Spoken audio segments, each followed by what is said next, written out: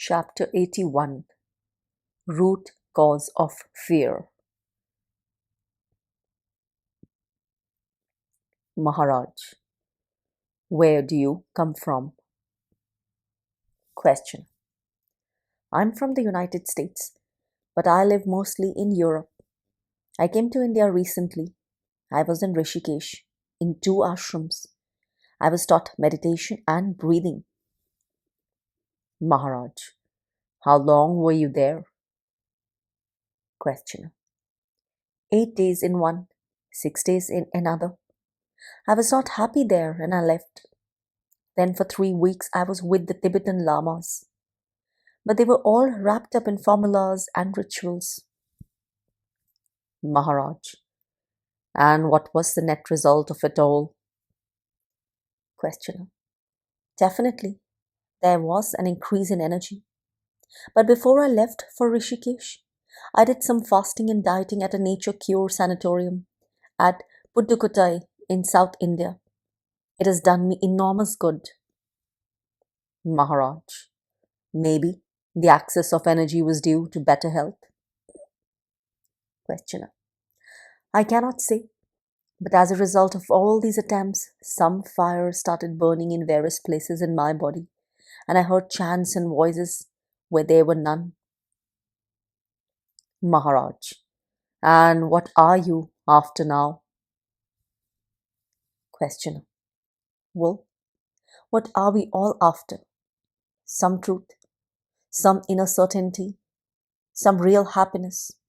In the various schools of self-realization, there is so much talk of awareness that one ends with the impression that awareness itself is the supreme reality.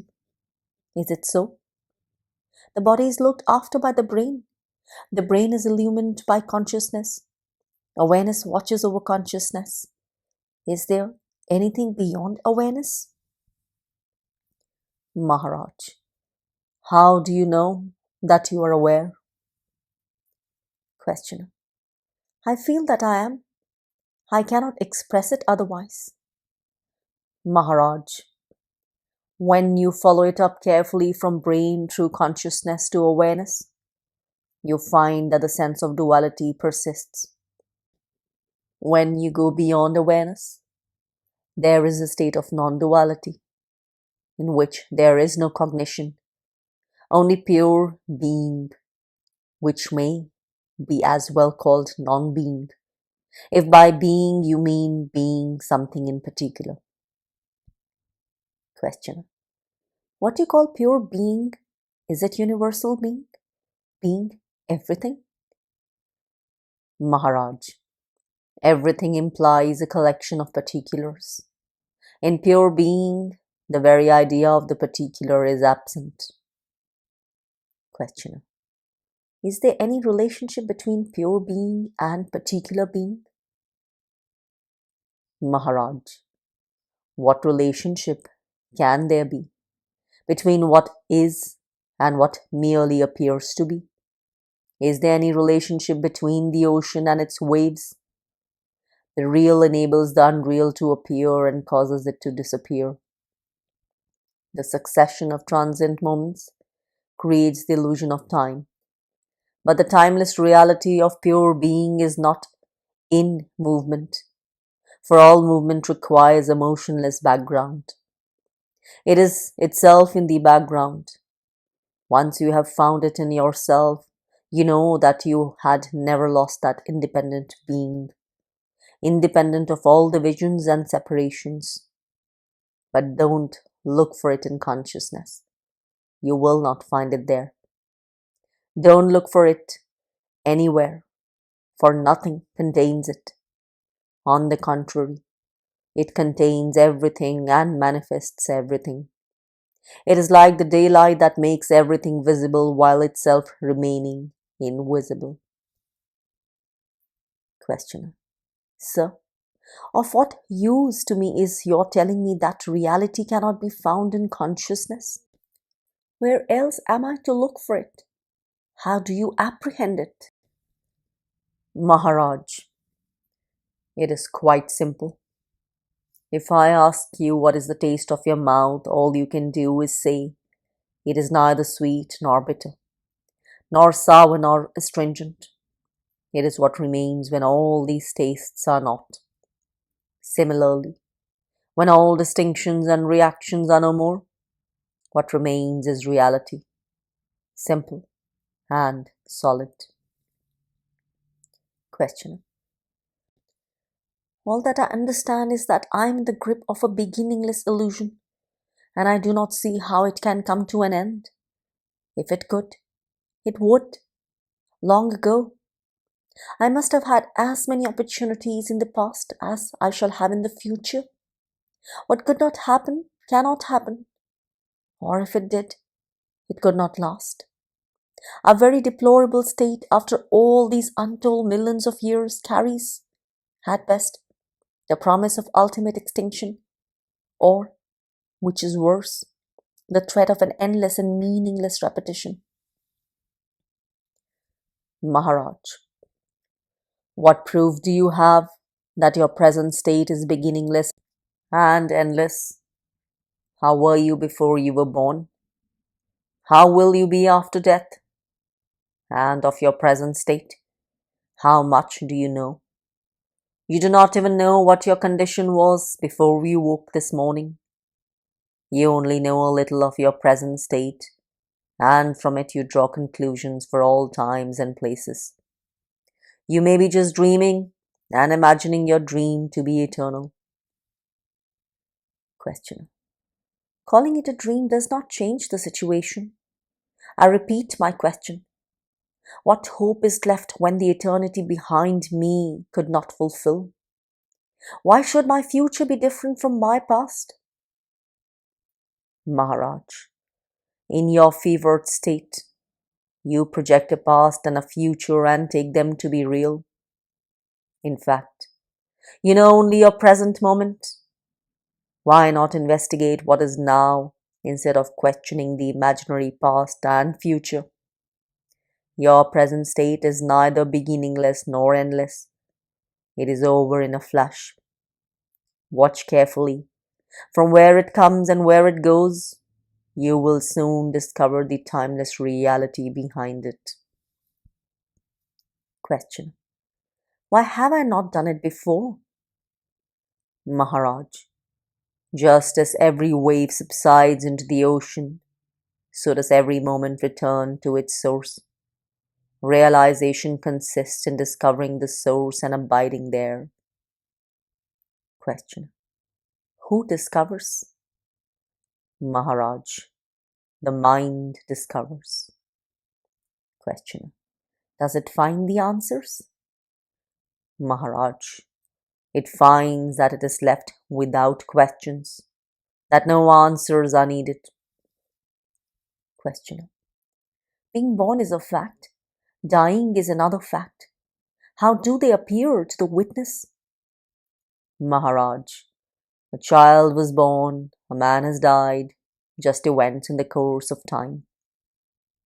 Questioner. Is there any progress in the witness? Does awareness evolve? Maharaj, what is seen may undergo many changes when the light of awareness is focused on it, but it is the object that changes, not the light. Plants grow in sunlight, but the sun does not grow. By themselves, both the body and the witness are motionless, but when brought together in the mind, both appear to move. Question. Yes, I can see that what moves and changes is the I am only. Is the I am needed at all? Maharaj, who needs it? It is there, now. It had a beginning, it will have an end. Questioner. What remains when the I am goes? Maharaj, what does not come and go remains.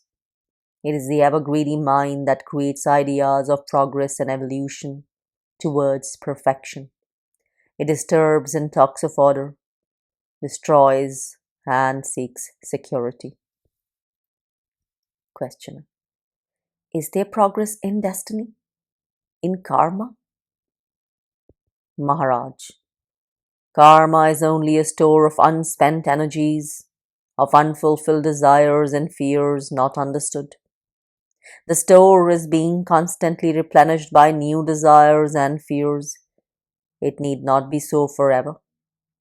Understand the root cause of your fears, estrangement from yourself, and of desires, the longing for the self, and your karma will dissolve like a dream. Between earth and heaven, life goes on. Nothing is affected. Only bodies grow and decay. Questioner. Between the person and the witness, what is the relation? Maharaj. There can be no relation between them because they are one. Don't separate and look for relationship. Questioner. If the seer and the seen are one, how did this separation occur? Maharaj. Fascinated by names and forms which are by their very nature distinct and diverse, you distinguish what is natural and separate, what is one. The world is rich in diversity, but your feeling strange and frightened is due to misapprehension. It is the body that is in danger, not you. Questioner. I can see that the basic biological anxiety, the flight instinct, takes many shapes and distorts my thoughts and feelings. But how did this anxiety come into being? Maharaj. It is a mental state caused by the I am the body idea. It can be removed by the contrary idea. I am not the body. Both the ideas are false, but one removes the other. Realize that no ideas are your own. They all come to you from outside. You must think of it all out for yourself. Become yourself the object of your meditation. The effort to understand yourself is yoga. Be a yogi. Give your life to it. Brood, wonder, search, till you come to the root of error and to the truth beyond the error. Questioner. In meditation, who meditates? The person or the witness? Maharaj. Meditation is a deliberate attempt to pierce into the higher states of consciousness and finally go beyond it. The art of meditation is the art of shifting the focus of attention to ever subtler levels, without losing one's grip on the levels left behind.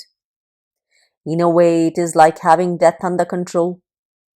One begins with the lowest levels, social circumstances, customs and habits, physical surroundings, the posture and the breathing of the body, the senses, their sensations and perceptions, the mind, its thoughts and feelings, until the entire mechanism of personality is grasped and firmly held. The final stage of meditation is reached when the sense of identity goes beyond the I am so and so, beyond all ideas into the impersonally personal pure being. But you must be energetic when you take to meditation. It is definitely not a part-time occupation. Limit your interests and activities to what is needed for you and your dependents' barest needs. Save all your energies and time for breaking the wall your mind has built around you. Believe me, you will not regret it. Question. How do I come to know that my experience is universal? Maharaj. At the end of your meditation, all is known directly. No proofs whatsoever are required. Just as every drop of the ocean carries the taste of the ocean, so does every moment carry the taste of eternity. Definitions and descriptions have their place as useful incentives for further search, but you must go beyond them into what is undefinable and indescribable, except in negative terms. After all, Even universality and eternity are mere concepts, the opposites of being, place, and time-bound. Reality is not a concept, nor the manifestation of a concept. It has nothing to do with concepts. Concern yourself with your mind, remove its distortions and impurities. Once you have had the taste of your own self, you will find it everywhere and at all times. Therefore, it is so important that you should come to it.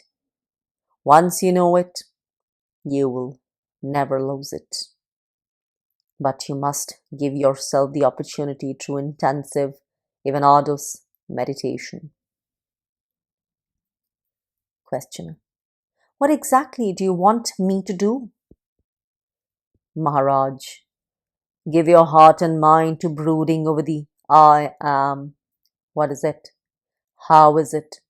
What is its source, its life, its meaning? It is very much like digging a well. You reject all that is not water till you reach the life-giving spring. Questioner: how shall I know that I am moving in the right direction?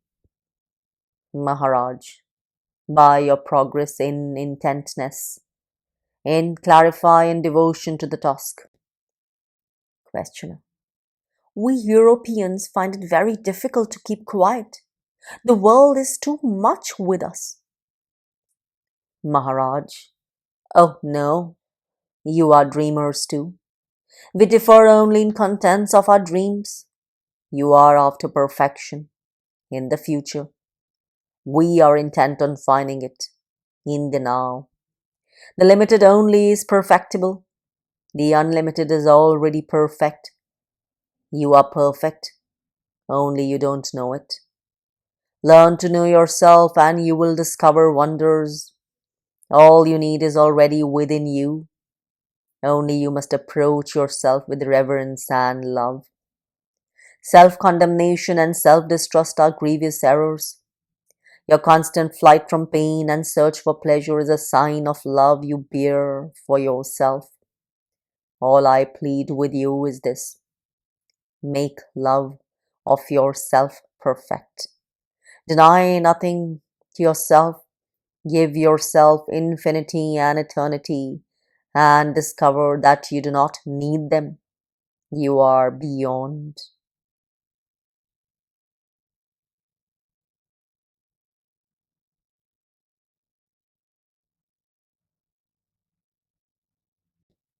Chapter 82: Absolute Perfection is Here and Now.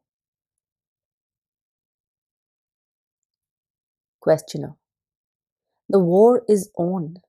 What is your attitude to it? Maharaj: in some place or other, in some form or other, the war is always on. Was there a time when there was no war? Some say it is the will of God. Some say it is God's play.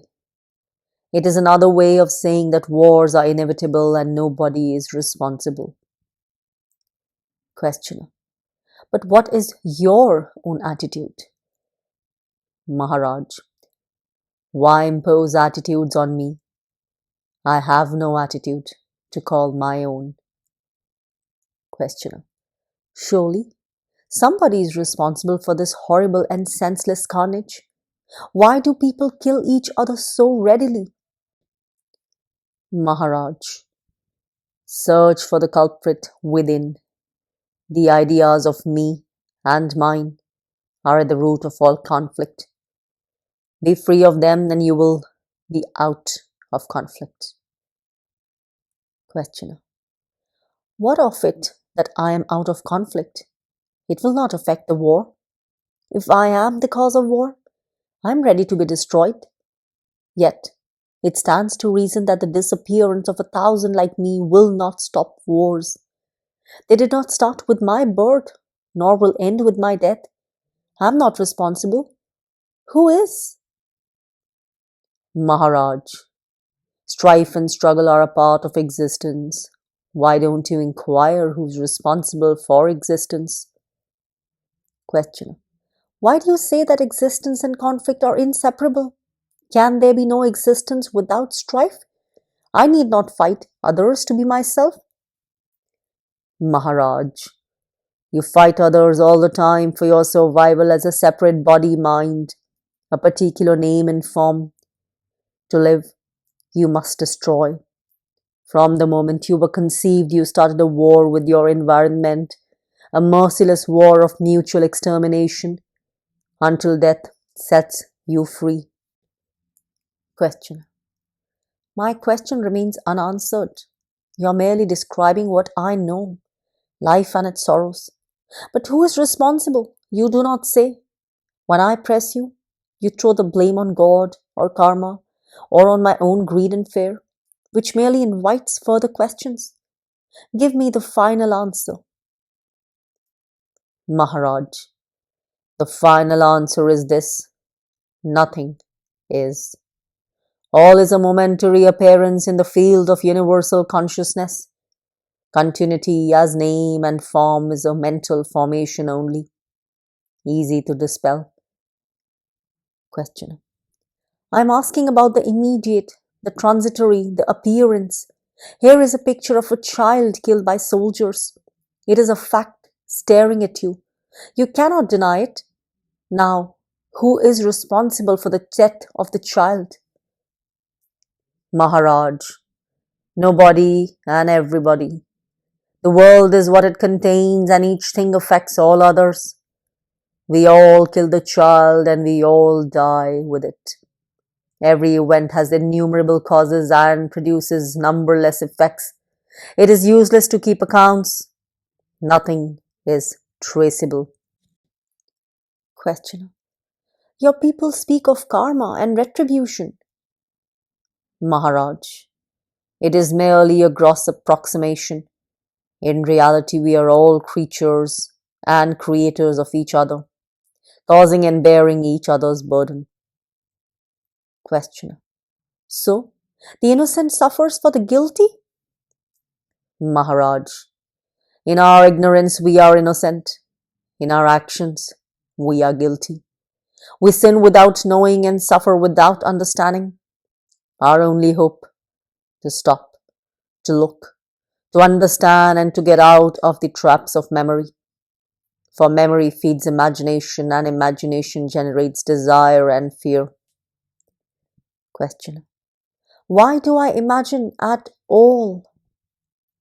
Maharaj, the light of consciousness passes through the film of memory and throws pictures on your brain. Because of the deficient and disordered state of your brain, what you perceive is distorted and colored by feelings of like and dislike. Make your thinking orderly and free from emotional overtones, and you will see people and things as they are, with clarity and charity. The witness of birth, life, and death is one and the same. It is a witness of pain and of love, for while the existence in limitation and separation is sorrowful, we love it. We love it and hate it at the same time. We fight, we kill, we destroy life and property, and yet we are affectionate and self-sacrificing. We nurse the child tenderly and orphan it too. Our life is full of contradictions, yet we cling to it. This clinging is at the root of everything. Still, it is entirely superficial. We hold on to something or somebody with all our might, and next moment we forget it.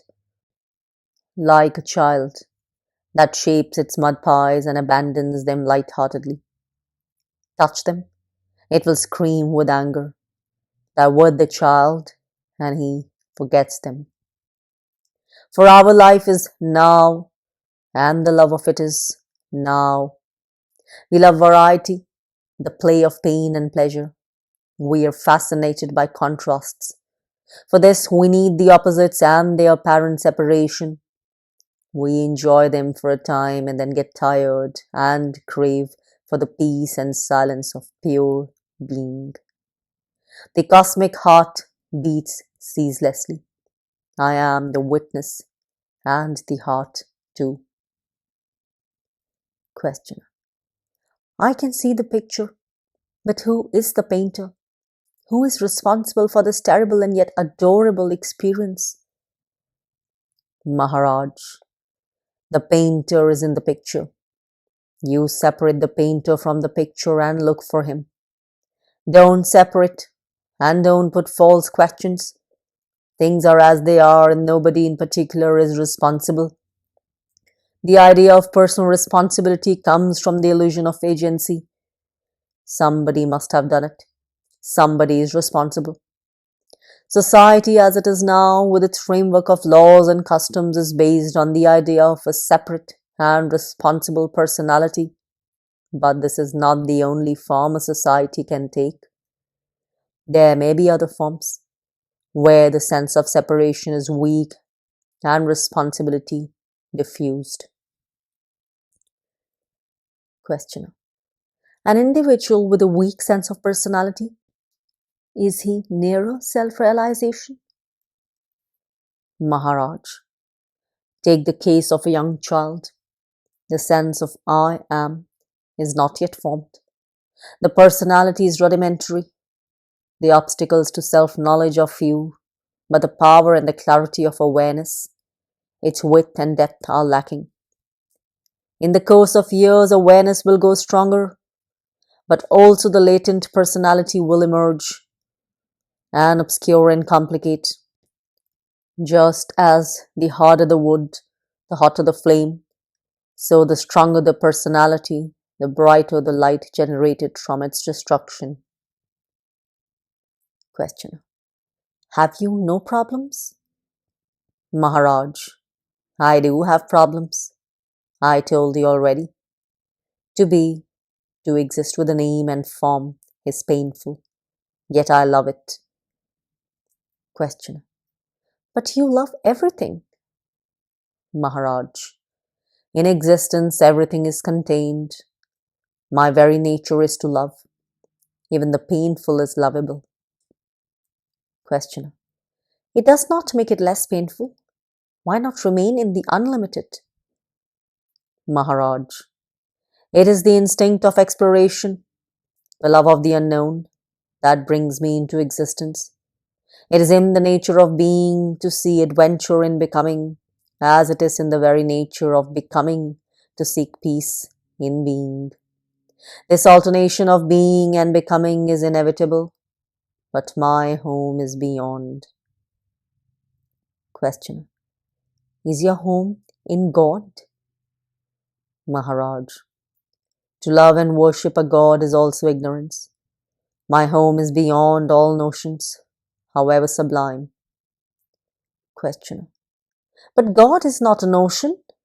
It is a reality beyond existence. Maharaj. You may use any word you like, whatever you may think of, I am beyond it. Questioner. Once you know your home, why not stay in it? What takes you out of it? Maharaj. Out of love for corporeal existence.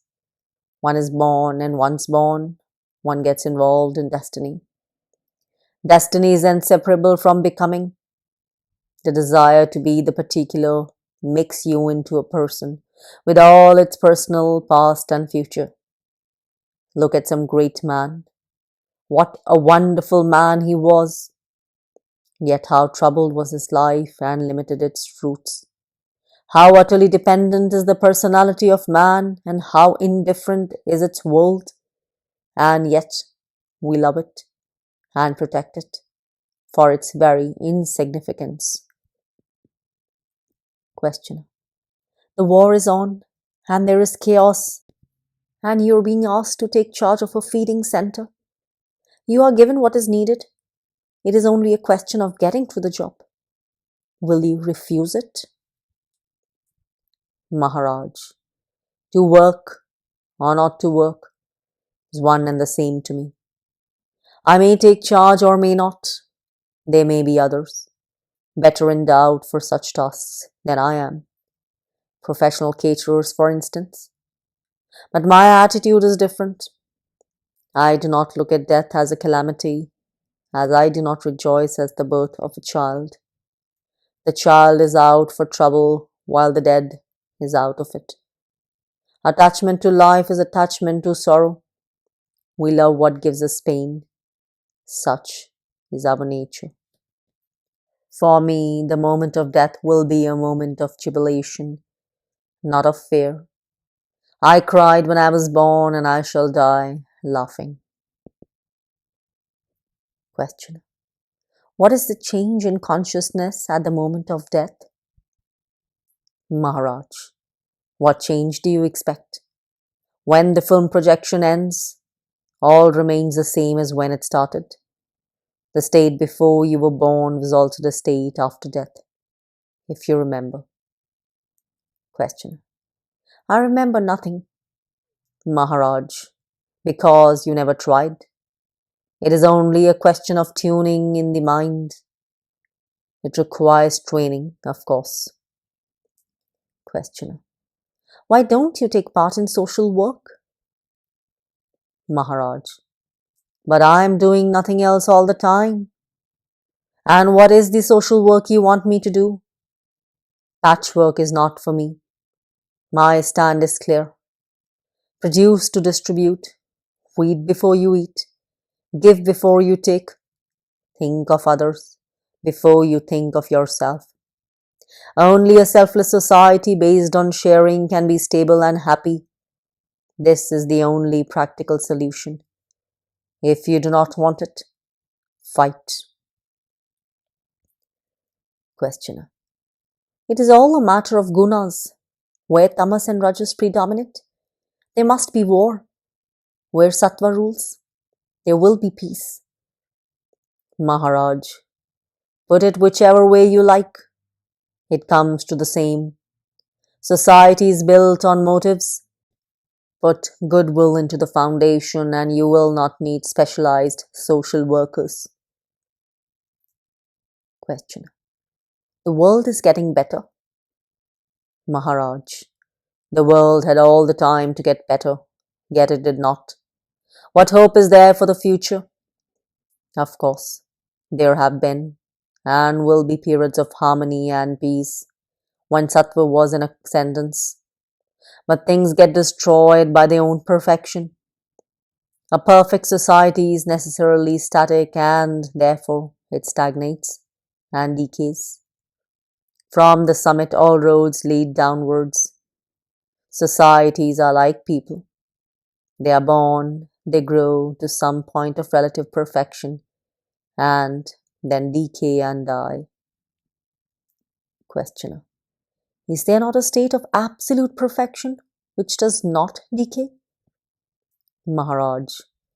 Whatever has a beginning must have an end. In the timeless all is perfect, here and now. Questioner. But shall we reach the timeless in due course? Maharaj. In due course we shall come back to the starting point. Time cannot take us out of time, as space cannot take us out of space. All you get by waiting is more waiting. Absolute perfection is here and now, not in some future, near or far. The secret is in action, here and now. It is your behavior that blinds you to yourself. Disregard whatever you think yourself to be and act as if you were absolutely perfect, whatever your idea of perfection may be. All you need is courage. Question. Where do I find such courage? Maharaj. In yourself, of course. Look within. Questioner. Your grace will help. Maharaj. My grace is telling you now. Look within. All you need, you have. Use it. Behave as best as you know. Do what you think you should. Don't be afraid of mistakes. You can always correct them. Only intentions matter. The shape things take is not within your power. The motives of your actions are. Questioner. How can action born from imperfection lead to perfection? Maharaj. Action does not lead to perfection. Perfection is expressed in action. As long as you judge yourself by your expressions, give them utmost attention. When you realize your own being, your behavior will be perfect, spontaneously. Question. If I am timelessly perfect, then why was I born at all? What is the purpose of this life? Maharaj. It is like asking, what does it profit gold to be made into an ornament? The ornament gets the color and the beauty of gold. Gold is not enriched. Similarly, reality expressed in action makes the action meaningful and beautiful. Questioner.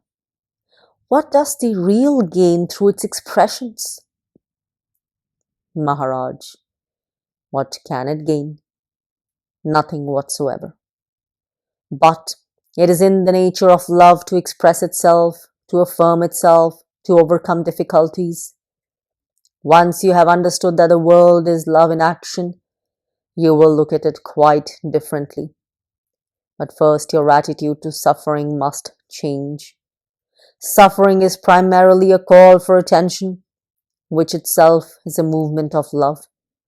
More than happiness, love wants growth, the widening and deepening of consciousness and being. Whatever prevents becomes a cause of pain, and love does not shirk from pain. Sattva, the energy that worked for righteousness and orderly development, must not be thwarted. When obstructed, it turns against itself and becomes destructive. Whenever love is withheld and suffering allowed to spread, war becomes inevitable. Our indifference to our neighbor's sorrows brings suffering to our door.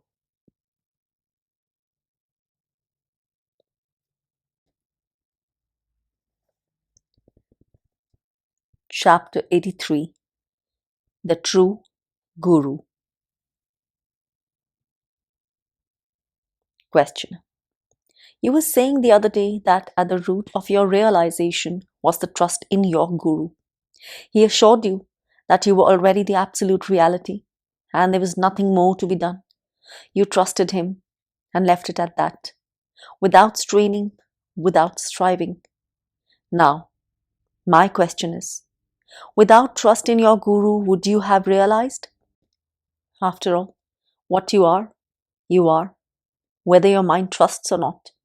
Would doubt obstruct the action of the Guru's words and make them inoperative?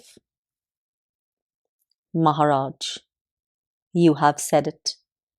They would have been made inoperative for a time. Question. And what would happen to the energy or power in the Guru's words? Maharaj, it would remain latent, unmanifested. But the entire question is based on a misunderstanding. The master, the disciple, the love and trust between them, these are one fact, not so many independent facts. Each is a part of the other. Without love and trust, there would have been no guru nor disciple and no relationship between them.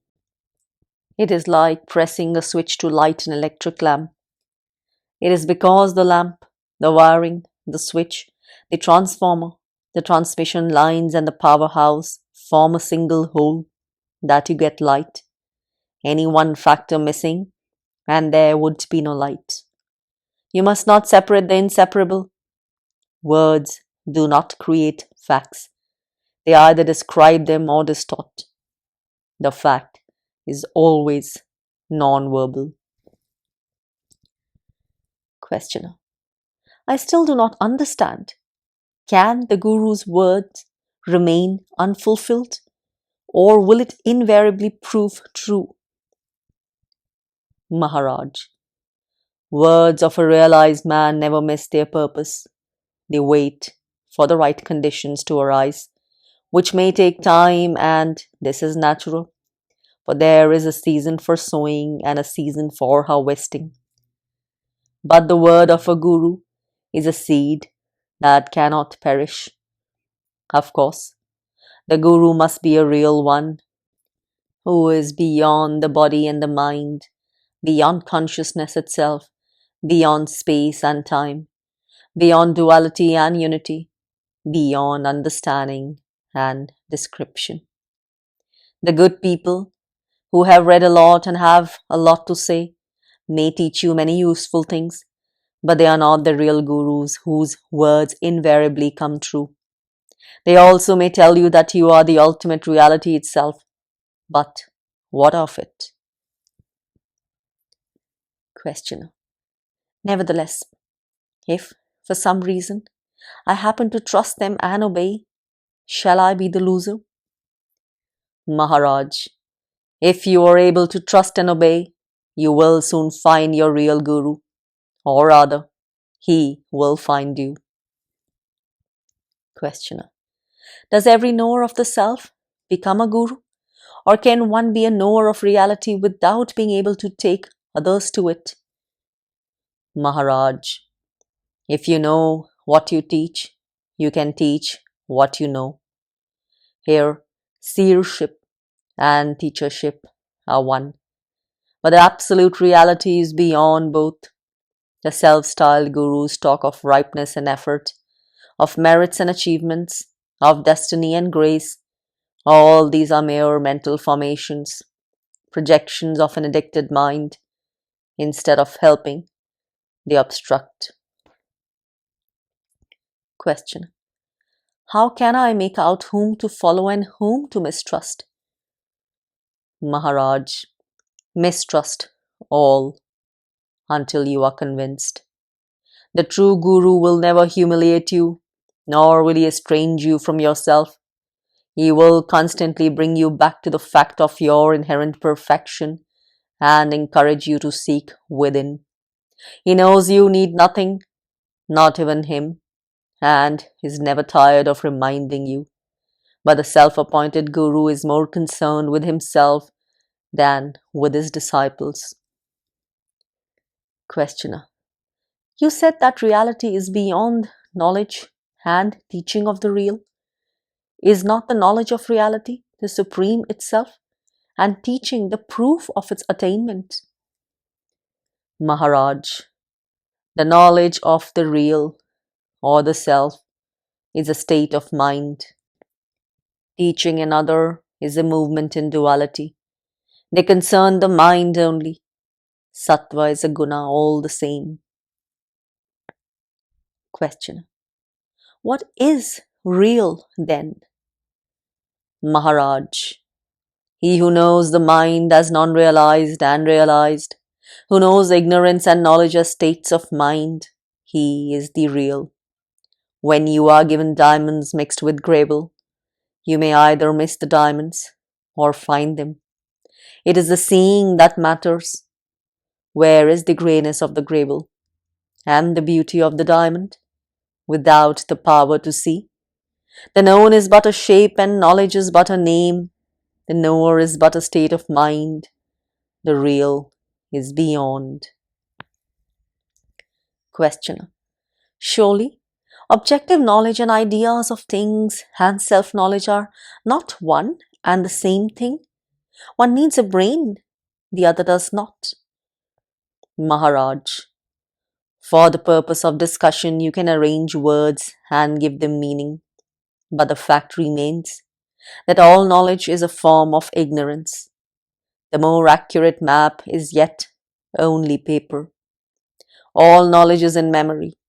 It is only recognition, while reality is beyond the duality of the knower and the known. Questioner. Then by what is reality known? Maharaj. How misleading is your language! You assume, unconsciously, that reality also is approachable through knowledge, and then you will bring in a knower of reality beyond reality.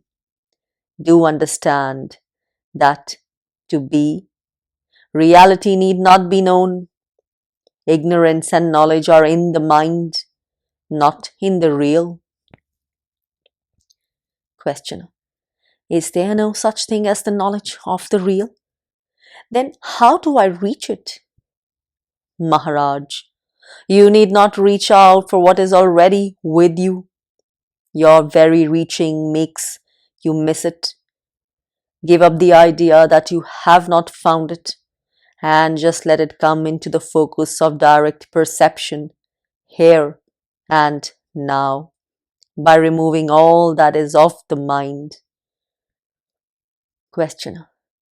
When all that can go, goes, what remains? Maharaj, emptiness remains, awareness remains, pure light of the conscious being remains. It is like asking what remains of a room when all the furniture is removed. A most serviceable room remains, and when even the walls are pulled down, space remains. Beyond space and time is the here and the now of reality. Questioner. Does the witness remain? Maharaj, as long as there is consciousness, its witness is also there. The two appear and disappear together. Questioner. If the witness too is transient, why is he given so much importance? Maharaj, just to break the spell of the known, the illusion that only the perceivable is real. Questioner. Perception is primary, the witness secondary. Maharaj, this is the heart of the matter. As long as you believe that only the outer world is real, you remain its slave. To become free, your attention must be drawn to the I am, the witness. Of course, the knower and the known are one, not two. But to break the spell of the known, the knower must be brought to the forefront. Neither is primary.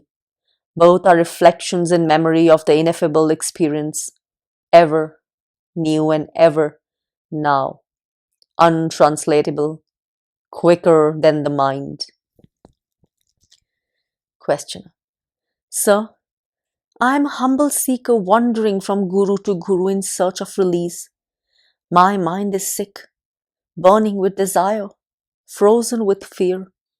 My days flit by, red with pain, grey with boredom. My age is advancing, my health decaying, my future dark and frightening. At this rate, I shall live in sorrow and die in despair. Is there any hope for me? Or have I come too late? Maharaj, nothing is wrong with you, but the ideas you have of yourself are altogether wrong. It is not you who desires, fears, and suffers. It is the person built on the foundation of your body by circumstances and influences. You are not that person. This must be clearly established in your mind and never lost sight of. Normally, it needs a prolonged sadhana, years of austerities and meditation. Question. My mind is weak and vacillating. I have neither the strength nor the tenacity for sadhanas. My case is hopeless. Maharaj, in a way, yours is a most hopeful case. There is an alternative to sadhana, which is trust. If you cannot have the conviction born from fruitful search, then take advantage of my discovery, which I am so eager to share with you.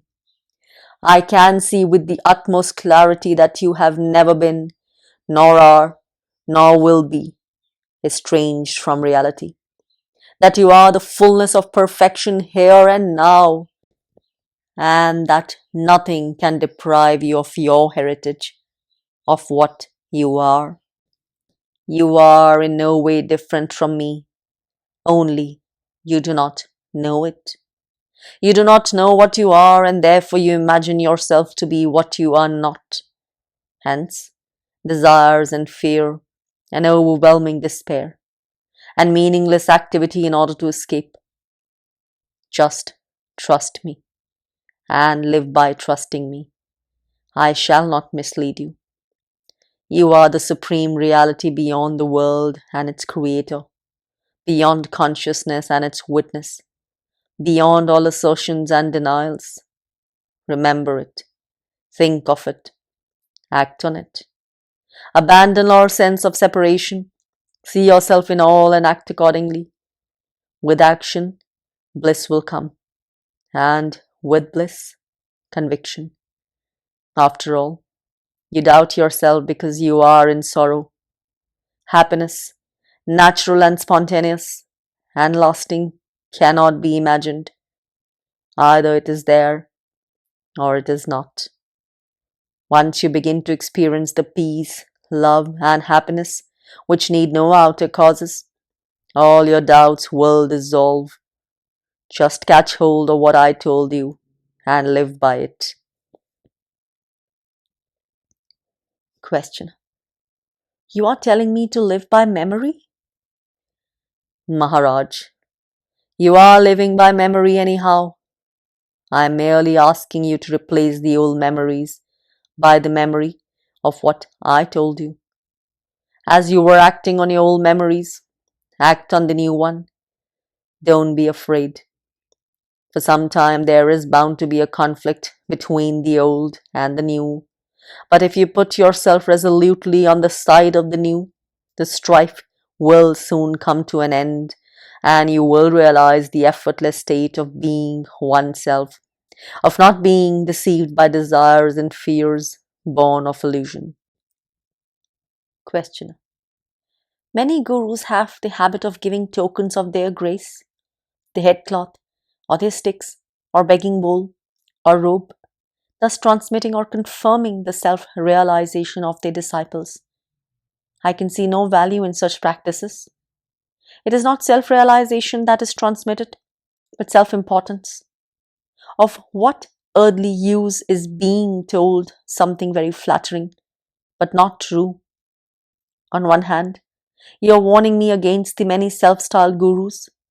On the other, you want me to trust you. Why do you claim to be an exception? Maharaj, I do not ask you to trust me. Trust my words and remember them. I want your happiness, not mine. Distrust those who put a distance between you and your true being and offer themselves as a go-between. I do nothing of the kind. I do not even make any promises. I merely say, if you trust my words and put them to test, you will discover for yourself how absolutely true they are. If you ask for a proof before you venture, I can only say, I am the proof. I did trust my teacher's words and kept them in my mind, and I did find that he was right, that I was, am, and shall be the infinite reality, embracing all, transcending all. As you say, you have neither the time nor the energy for lengthy practices. I offer you an alternative. Accept my words on trust and live anew, or live and die in sorrow. Question. It seems too good to be true.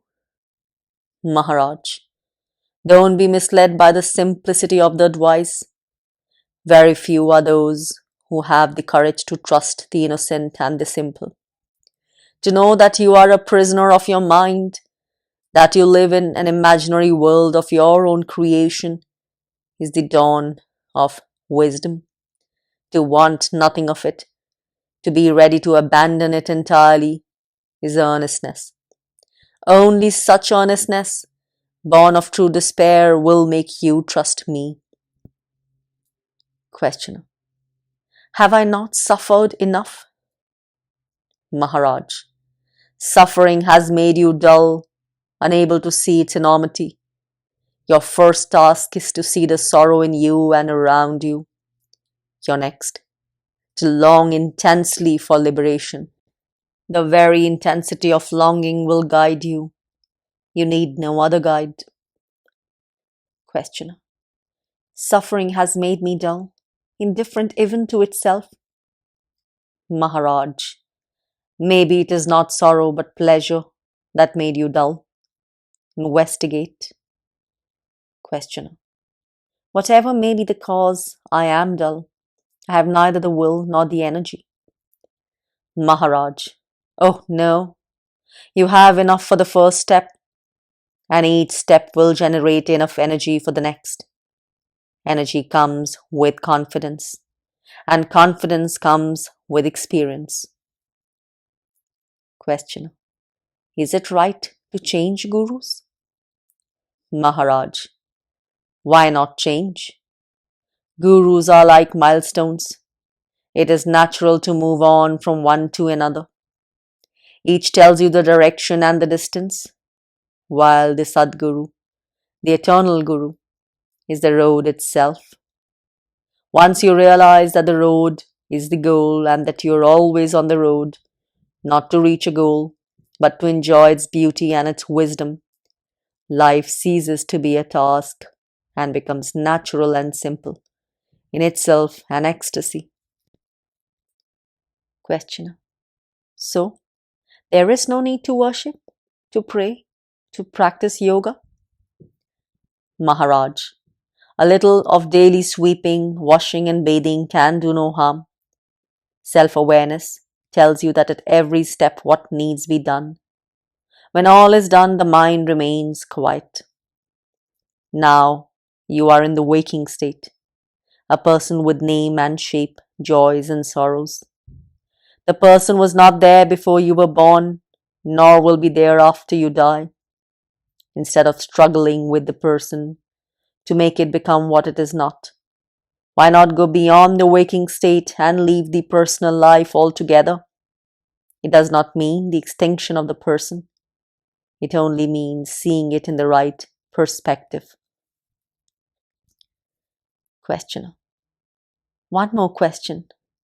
You said that before I was born, I was one with the pure being of reality. If so, who decided that I should be born? Maharaj. In reality, you were never born and shall never die.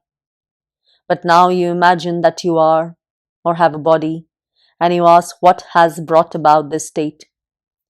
Within the limits of illusion, the answer is desire born from memory attracts you to a body and makes you think as one with it. But this is true only from the relative point of view. In fact, there is no body, nor a world to contain it. There is only a mental condition, a dream-like state, easy to dispel by questioning its reality. Questioner. After you die, will you come again? If I live long enough, will I meet you again? Maharaj. To you the body is real. To me there is none.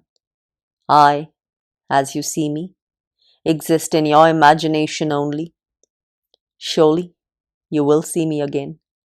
If and when you need me, it does not affect me. As the sun is not affected by sunrises and sunsets. Because it is not affected, it is certain to be there when needed. You are bent on knowledge. I am not. I do not have that sense of insecurity that makes you crave to know. I am curious, like a child is curious. But there is no anxiety to make me seek refuge in knowledge. Therefore I am not concerned whether I shall be reborn or how long will the world last. These are questions born of fear.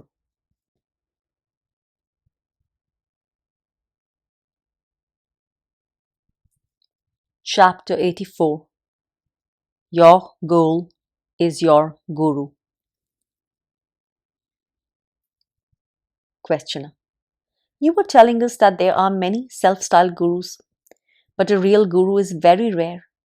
There are many jnanis who imagine themselves realized, but all they have is book knowledge and a high opinion of themselves. Sometimes they impress, even fascinate, attract disciples, and make them waste their time in useless practices. After some years, when the disciple takes stock of himself, he finds no change. When he complains to his teacher, he gets the usual rebuke that he did not try hard enough. The blame is on the lack of faith and love in the heart of the disciple, while in reality the blame is on the guru, who had no business in accepting disciples and raising their hopes.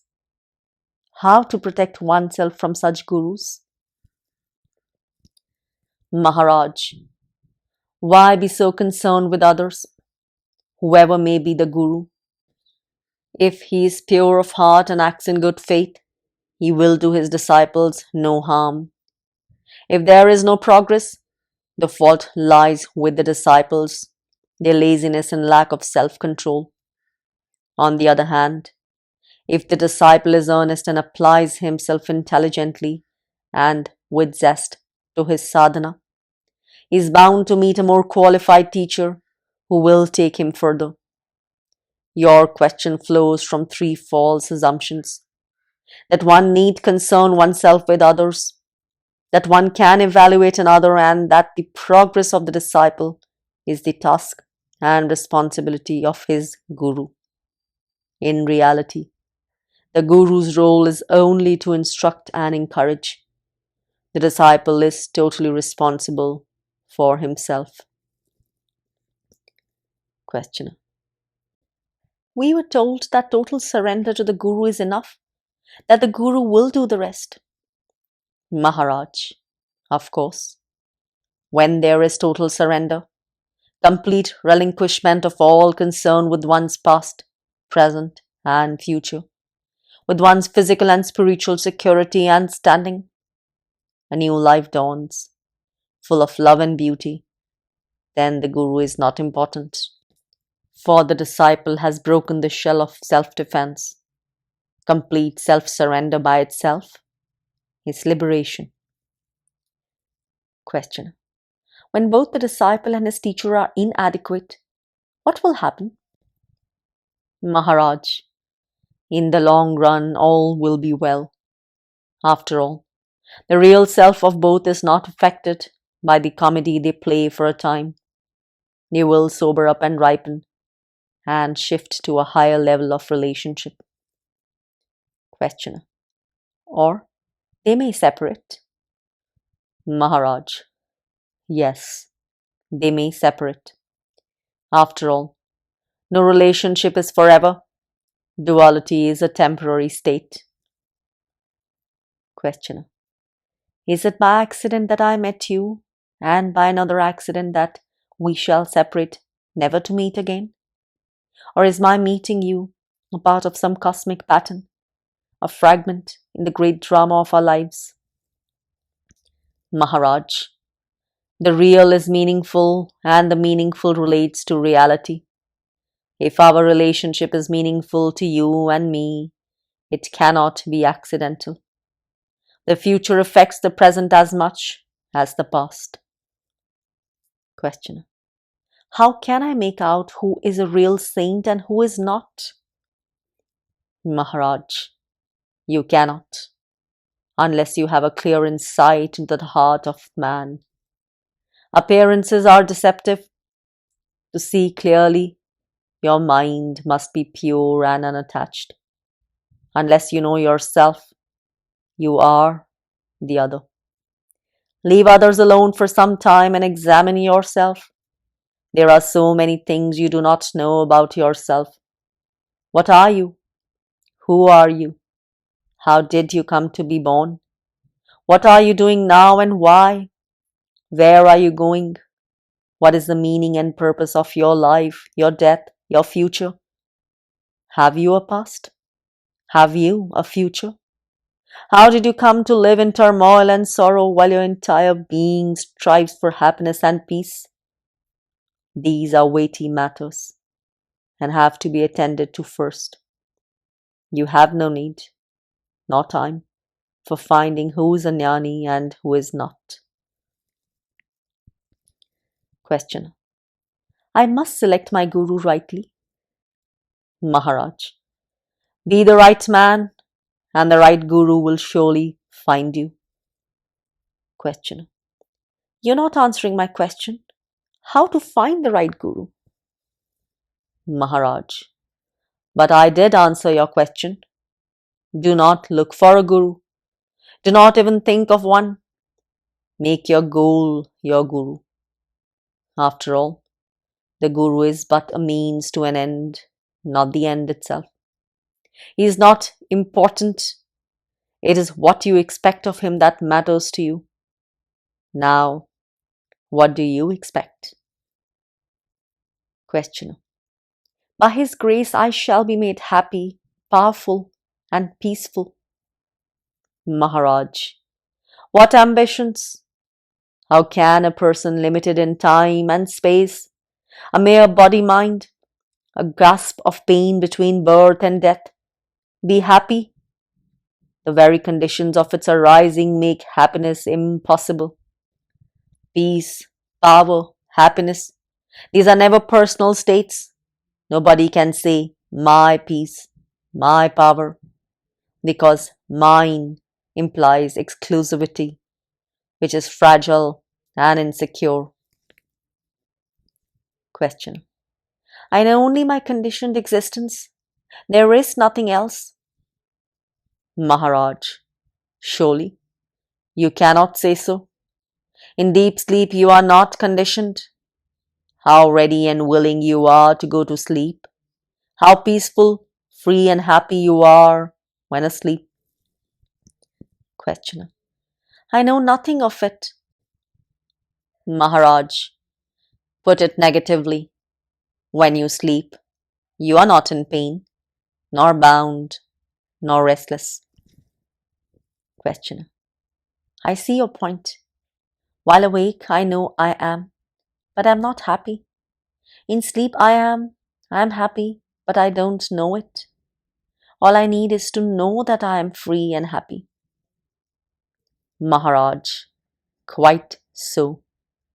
Now, go within, into a state which you may compare to a state of waking sleep, in which you are aware of yourself but not of the world.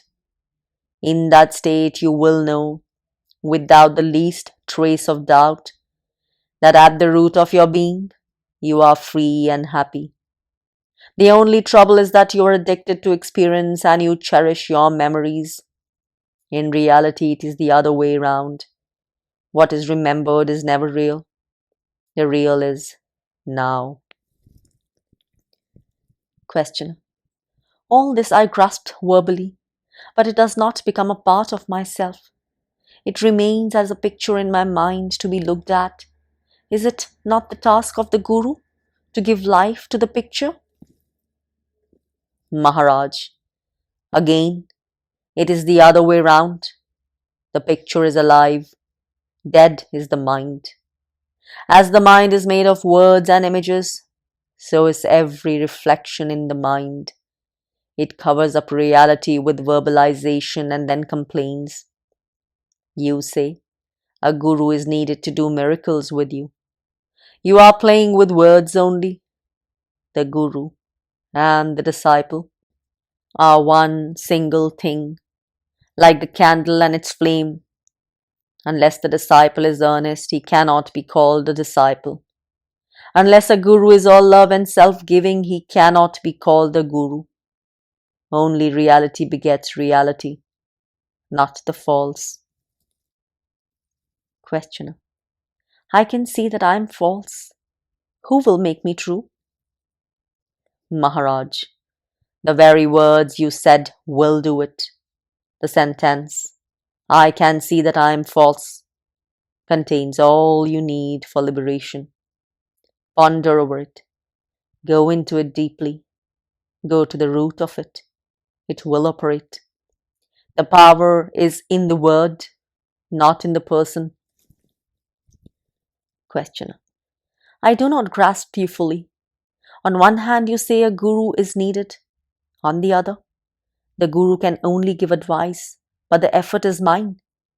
Please state clearly, can one realize the self without a Guru? Or is the finding of a true Guru essential? Maharaj, more essential is the finding of a true disciple. Believe me, a true disciple is very rare, for in no time he goes beyond the need for a Guru by finding his own self. Don't waste your time on trying to make out whether the advice you get flows from knowledge only or from valid experience. Just follow it faithfully. Life will bring you another Guru if another one is needed, or deprive you of all outer guidance and leave you to know your own lights. It is very important to understand that it is the teaching that matters, not the person of the Guru. You get a letter that makes you laugh or cry. It is not the postman who does it. The Guru only tells you the good news about your real self and shows you the way back to it. In a way, the Guru is its messenger. There will be many messengers, but the message is one. Be what you are. Or, you can put it differently. Until you realize yourself, you cannot know who is your real Guru. When you realize, you find that all the Gurus you had have contributed to your awakening. Your realization is the proof that your Guru was real. Therefore, take him as he is.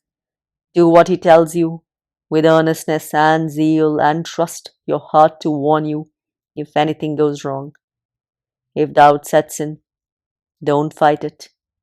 Cling to what is doubtless and leave the doubtful alone. Questioner. I have a Guru and I love him very much, but whether he is my true Guru, I do not know. Maharaj, watch yourself. If you see yourself changing, growing, it means you have found the right man. He may be beautiful or ugly, pleasant or unpleasant, flattering you or scolding. Nothing matters except the crucial fact of inward growth. If you don't, well, he may be your friend, but not your Guru. Questioner. When I meet a European with some education and talk to him about a Guru and his teachings, his reaction is, the man must be mad to teach such nonsense. What am I to tell him? Maharaj. Take him to himself. Show him how little he knows himself, how he takes the most absurd statements about himself for holy truth. He is told that he is the body, was born, will die, has parents, duties, learns to like what others like and fear what others fear. Totally a creature of heredity and society, he lives by memory and acts by habits. Ignorant of himself and his true interests, he pursues false aims and is always frustrated. His life and death are meaningless and painful, and there seems to be no way out. Then tell him there is a way out within his easy reach. Not a conversion to another set of ideas, but a liberation from all ideas and patterns of living. Don't tell him about gurus and disciples. This way of thinking is not for him. His is an inner path. He is moved by an inner urge and guided by an inner light. Invite him to rebel and he will respond. Do not try to impress on him that so and so is a realized man and can be accepted as a guru. As long as he does not trust himself, he cannot trust another. And confidence will come with experience. Questioner. How strange! I cannot imagine life without a guru. Maharaj. It is a matter of temperament. You, too, are right. For you, singing the praises of God is enough. You need not desire realization nor take up a sadhana. God's name is all the food you need. Live on it. Questioner. This constant repetition of a few words, is it not a kind of madness? Maharaj. It is madness, but it is a deliberate madness. All repetitiveness is tamas, but repeating the name of God is sattva tamas, due to its high purpose. Because of the presence of sattva, the tamas will wear out and will take the shape of complete dispassion, detachment, relinquishment, aloofness, immutability. Tamas becomes the firm foundation on which an integrated life can be lived. Questioner. The immutable, does it die? Maharaj. It is the changing that dies. The immutable neither lives nor dies. It is the timeless witness of life and death. You cannot call it dead, for it is aware, nor can you call it alive, for it does not change. It is just like your tape recorder. It records, it reproduces, all by itself. You only listen. Similarly, I watch all that happens, including my talking to you. It is not me who talks. The words appear in my mind, and then I hear them said. Questioner. Is it not the case with everybody? Maharaj.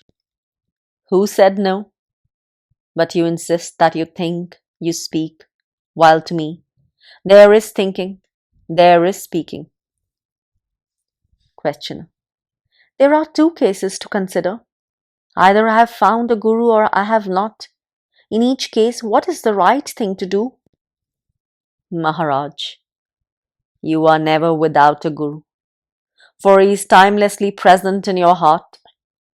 Sometimes he externalizes himself and comes to you as an uplifting and reforming factor in your life, a mother, a wife, a teacher, or he remains as an inner urge towards righteousness and perfection.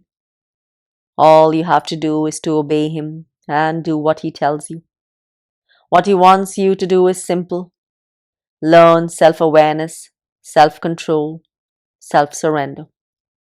It may seem arduous, but it is easy if you're earnest, and quite impossible if you are not. Earnestness is both necessary and sufficient. Everything yields to earnestness. Questioner. What makes one earnest?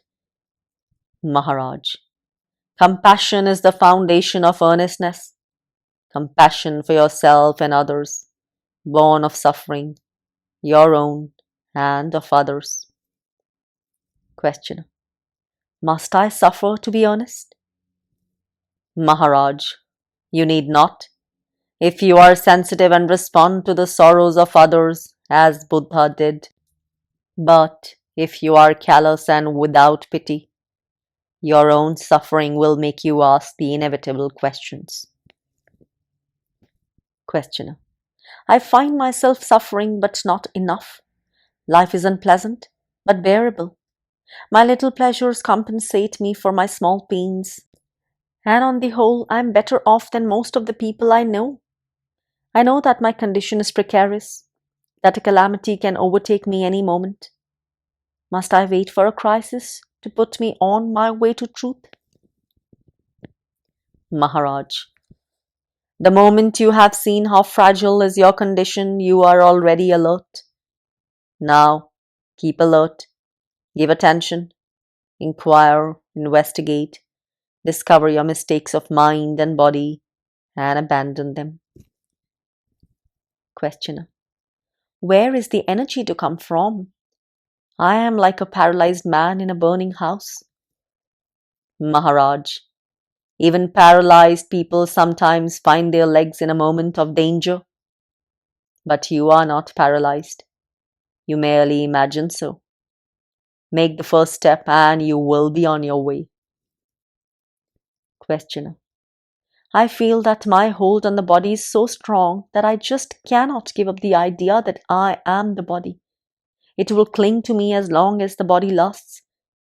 There are people who maintain that no realization is possible while alive, and I feel inclined to agree with them. Maharaj, before you agree or disagree, why not investigate the very idea of a body? Does the mind appear in the body, or the body in the mind? Surely there must be a mind to conceive the I am the body idea. A body without a mind cannot be my body. My body is invariably absent when the mind is in abeyance. It is also absent when the mind is deeply engaged in thoughts and feelings. Once you realize that the body depends on the mind, and the mind on consciousness, and consciousness on awareness, and not the other way round, your question about waiting for self-realization till you die is answered. It is not that you must be free from the I am the body idea first, and then realize the self. It is definitely the other way round. You cling to the false because you do not know the true. Earnestness, not perfection, is a precondition to self-realization. Virtues and powers come with realization, not before.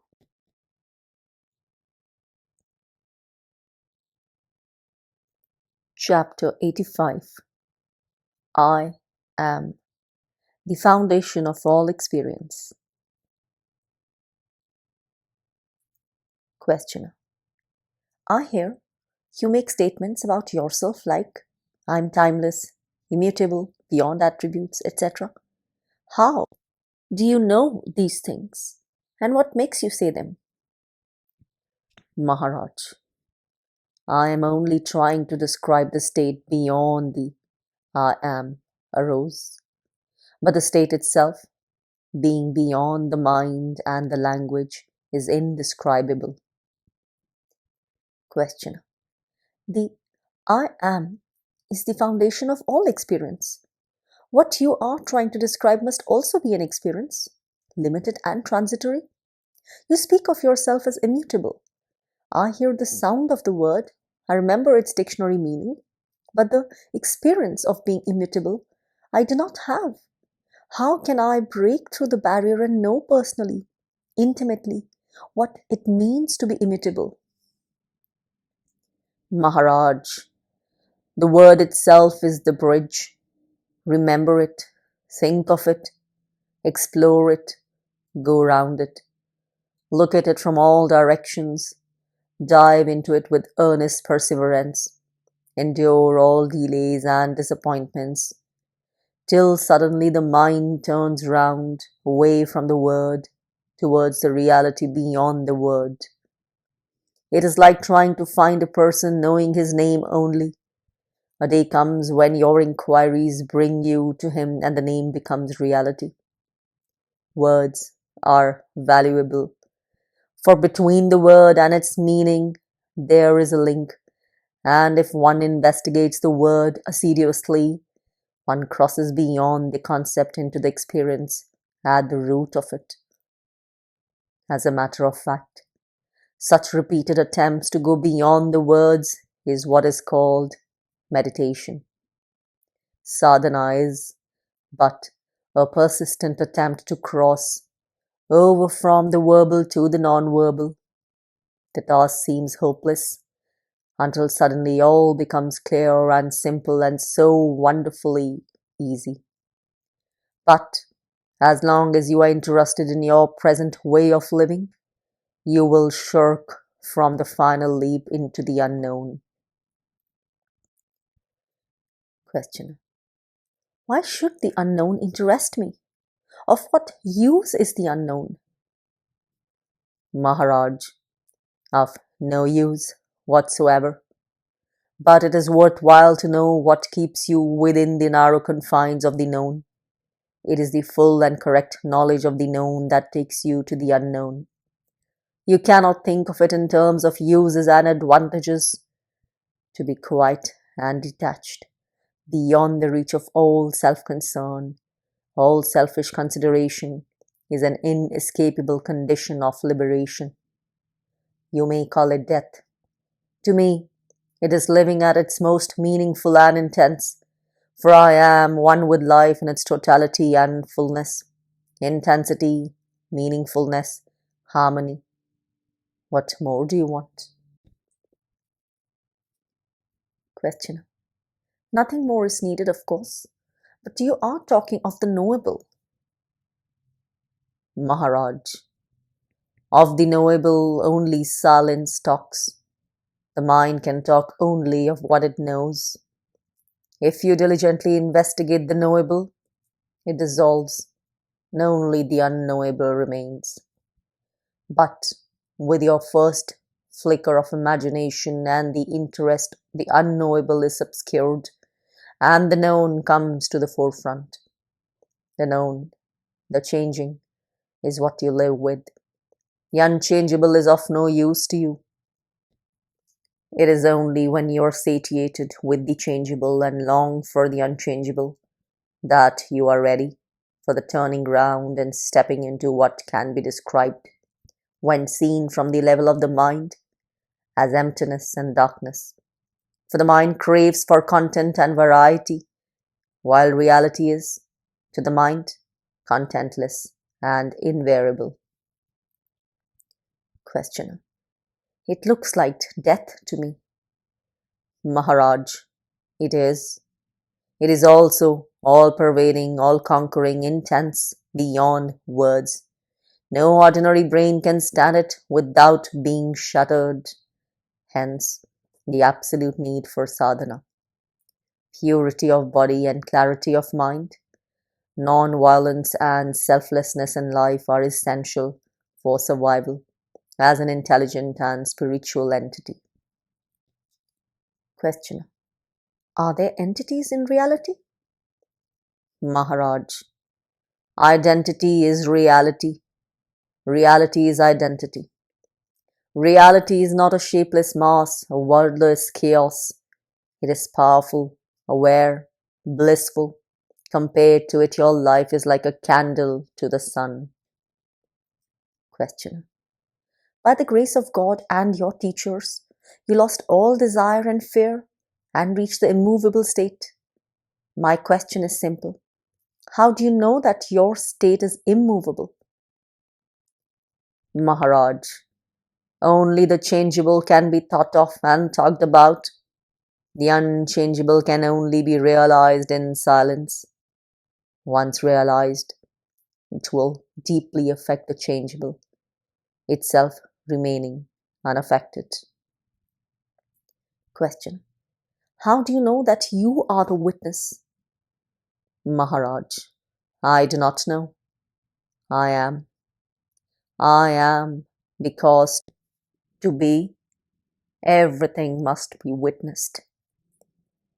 Questioner. Existence can also be accepted on hearsay? Maharaj. Still, finally you come to the need of a direct witness. Witnessing, if not personal and actual, must be at least possible and feasible. Direct experience is the final proof. Questioner. Experience may be faulty and misleading. Maharaj. Quite, but not the fact of an experience. Whatever may be the experience, true or false, the fact of an experience taking place cannot be denied. It is its own proof. Watch yourself closely and you will see that whatever be the content of consciousness, the witnessing of it does not depend on the content. Awareness is itself and does not change with the event. The event may be pleasant or unpleasant, minor or important. Awareness is the same. Take note of the peculiar nature of pure awareness, its natural self-identity without the least trace of self-consciousness, and go to the root of it, and you will soon realize that awareness is your true nature and nothing you may be aware of. you can call your own. Questioner. Is not consciousness and its content one and the same? Maharaj. Consciousness is like a cloud in the sky and the water drops are the content. The cloud needs the sun to become visible. And consciousness needs being focused in awareness. Questioner. Is not awareness a form of consciousness? Maharaj. When the content is viewed without likes and dislikes, the consciousness of it is awareness. But still, there is a difference between awareness as reflected in consciousness and pure awareness beyond consciousness. Reflected awareness, the sense I am aware, is the witness, while pure consciousness is the essence of reality. Reflection of the sun in a drop of water is the reflection of the sun, no doubt, but not the sun itself. Between awareness, reflected in consciousness as the witness, and pure awareness, there is a gap which the mind cannot cross. Question. Does it not depend on the way you look at it? The mind says there is difference. The heart says there is none. Maharaj. Of course there is no difference. The real sees the real in the unreal. It is the mind that creates the unreal, and it is the mind that sees the false as false.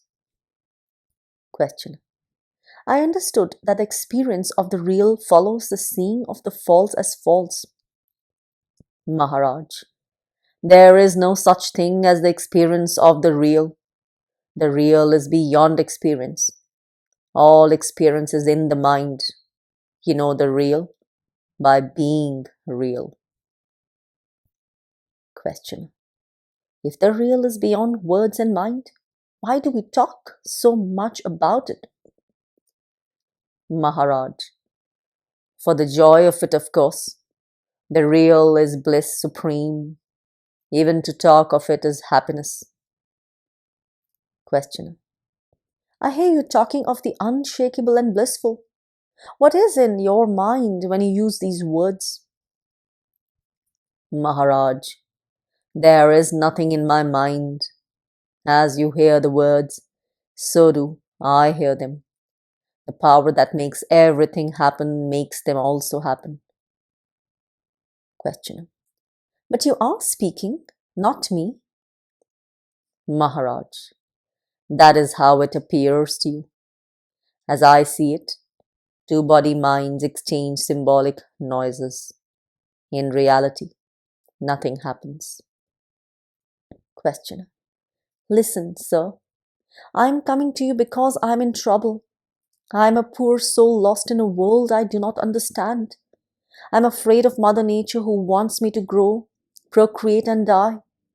When I ask for the meaning and the purpose of all this, she does not answer. I have come to you because I was told that you are kind and wise. You talk about the changeable as false and transient, and this I can understand. But when you talk of the immutable, I feel lost. Not this, not that, beyond knowledge, of no use. Why talk of it all? Does it exist? Or is it a concept only, a verbal opposite to the changeable? Maharaj. It is. It alone is. But in your present state, it is of no use to you, just like the glass of water near your bed is of no use to you when you dream that you are dying of thirst in a desert. I am trying to wake you up, whatever your dream. Questioner. Please don't tell me that I am dreaming and that I will soon wake up. I wish it was so. But I am awake and in pain. You talk of a painless state, but you add that I cannot have it in my present condition. I feel lost. Maharaj. Don't feel lost. I only say that to find the immutable and blissful, you must Give up your hold on the mutable and painful.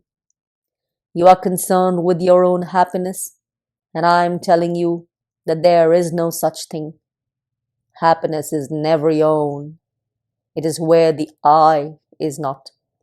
I do not say it is beyond your reach. You have only to reach out beyond yourself and you will find it. Questioner. If I have to go beyond myself, why did I get the I am idea in the first instance? Maharaj. The mind needs a center to draw a circle. The circle may grow bigger, and with every increase there will be a change in the sense I am. A man who took himself in hand, a yogi, will draw a spiral, yet the center will remain, however vast the spiral. A day comes when the entire enterprise is seen as false and is given up. The central point is no more, and the universe becomes the center. Question. Yes, maybe. But what am I to do now? Maharaj. Assiduously watch your ever-changing life. Probe deeply into the motives beyond your actions, and you will soon prick the bubble in which you are enclosed. A chick needs the shell to grow, but a day comes when the shell must be broken. If it is not, there will be suffering and death. Question. Do you mean to say that if I do not take to yoga, I am doomed to extinction? Maharaj. There is the Guru who will come to your rescue. In the meantime, be satisfied with watching the flow of your life. If your watchfulness is deep and steady, ever turned towards the source, it will gradually move upstream till suddenly it becomes the source. Put your awareness to work, not your mind. The mind is not the right instrument for this task. The timeless can be reached only by the timeless. Your body and your mind are both subject to time. Only awareness is timeless, even in the now. In awareness, you are facing facts and reality is fond of the facts. Questioner. You rely entirely on my awareness to take me over and not on the Guru and God? Maharaj. God gives the body and the mind, and the Guru shows the way to use them. But returning to the source is your own task. Questioner. God has created me. He will look after me. Maharaj. There are innumerable gods, each in his own universe. They create and recreate eternally.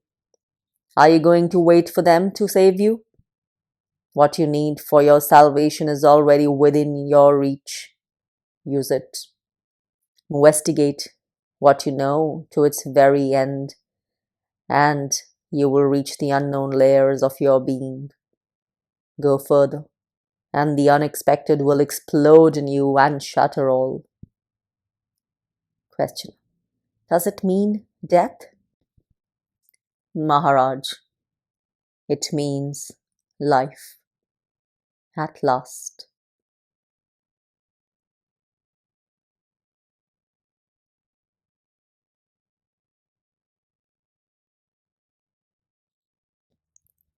Chapter 86. The unknown is the home of the real. Questioner. Who is the Guru and who is the Supreme Guru? Maharaj.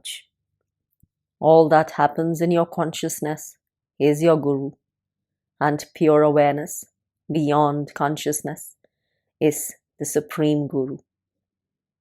Questioner. My Guru is Sri Babaji. What is your opinion of him? Maharaj. What a question to ask. The space in Bombay is asked, what is its opinion of the space in Pune? The names differ, but not the space. The word Babaji is merely an address. Who lives under the address? You ask questions when you are in trouble. Inquire who is giving trouble and to whom. Questioner. I understand everybody is under the obligation to realize. Is it his duty or is it his destiny? Maharaj. Realization is of the fact that you are not a person. Therefore, it cannot be the duty of the person whose destiny is to disappear. Its destiny is the duty of him who imagines himself to be the person. Find out who he is, and the imagined person will dissolve. Freedom is from something. What are you to be free from? Obviously, you must be free from the person you take yourself to be, for it is the idea you have of yourself that keeps you in bondage. Question. How is the person removed? Maharaj. By determination. Understand that it must go and wish it to go. It shall go if you are earnest about it. Somebody, anybody, will tell you that you are pure consciousness, not a body-mind. Accept it as a possibility and investigate earnestly. You may discover that it is so, for it is true, that you are not a person bound in space and time. Think of the difference it would make. Questioner. If I am not a person, then what am I? Maharaj. Wet cloth looks, feels, smells differently as long as it is wet. When dry, it is again the normal cloth. Water has left it, and who can make out that it was wet? Your real nature is not like what you appear to be. Give up the idea of being a person, that is all. You need not become what you are, anyhow. There is the identity of what you are, and there is the person superimposed on it. All you know is the person, the identity, which is not a person. You do not know, for you never doubted, never asked yourself the crucial question, who am I? The identity is the witness of the person, and sadhana consists in shifting the emphasis from the superficial and changeful person to the immutable and ever-present witness.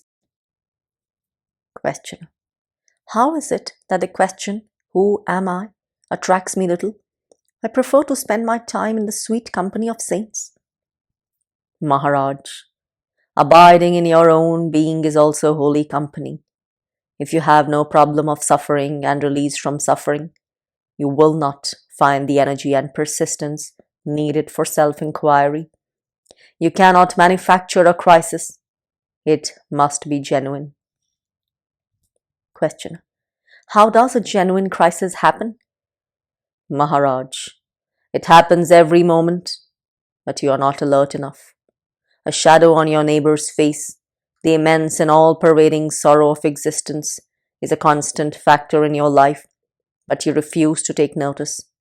You suffer and see others suffer, but you don't respond. Questioner. What you say is true, but what can I do about it? Such indeed is the situation. My helplessness and dullness are a part of it. Maharaj. Good enough. Look at yourself steadily. It is enough. The door that locks you in is also the door that lets you out. The I am is the door. Stay at it until it opens. As a matter of fact, it is open. Only you are not at it. You're waiting at the non-existent painted doors which will never open. Question. Many of us were taking drugs at some time and to some extent.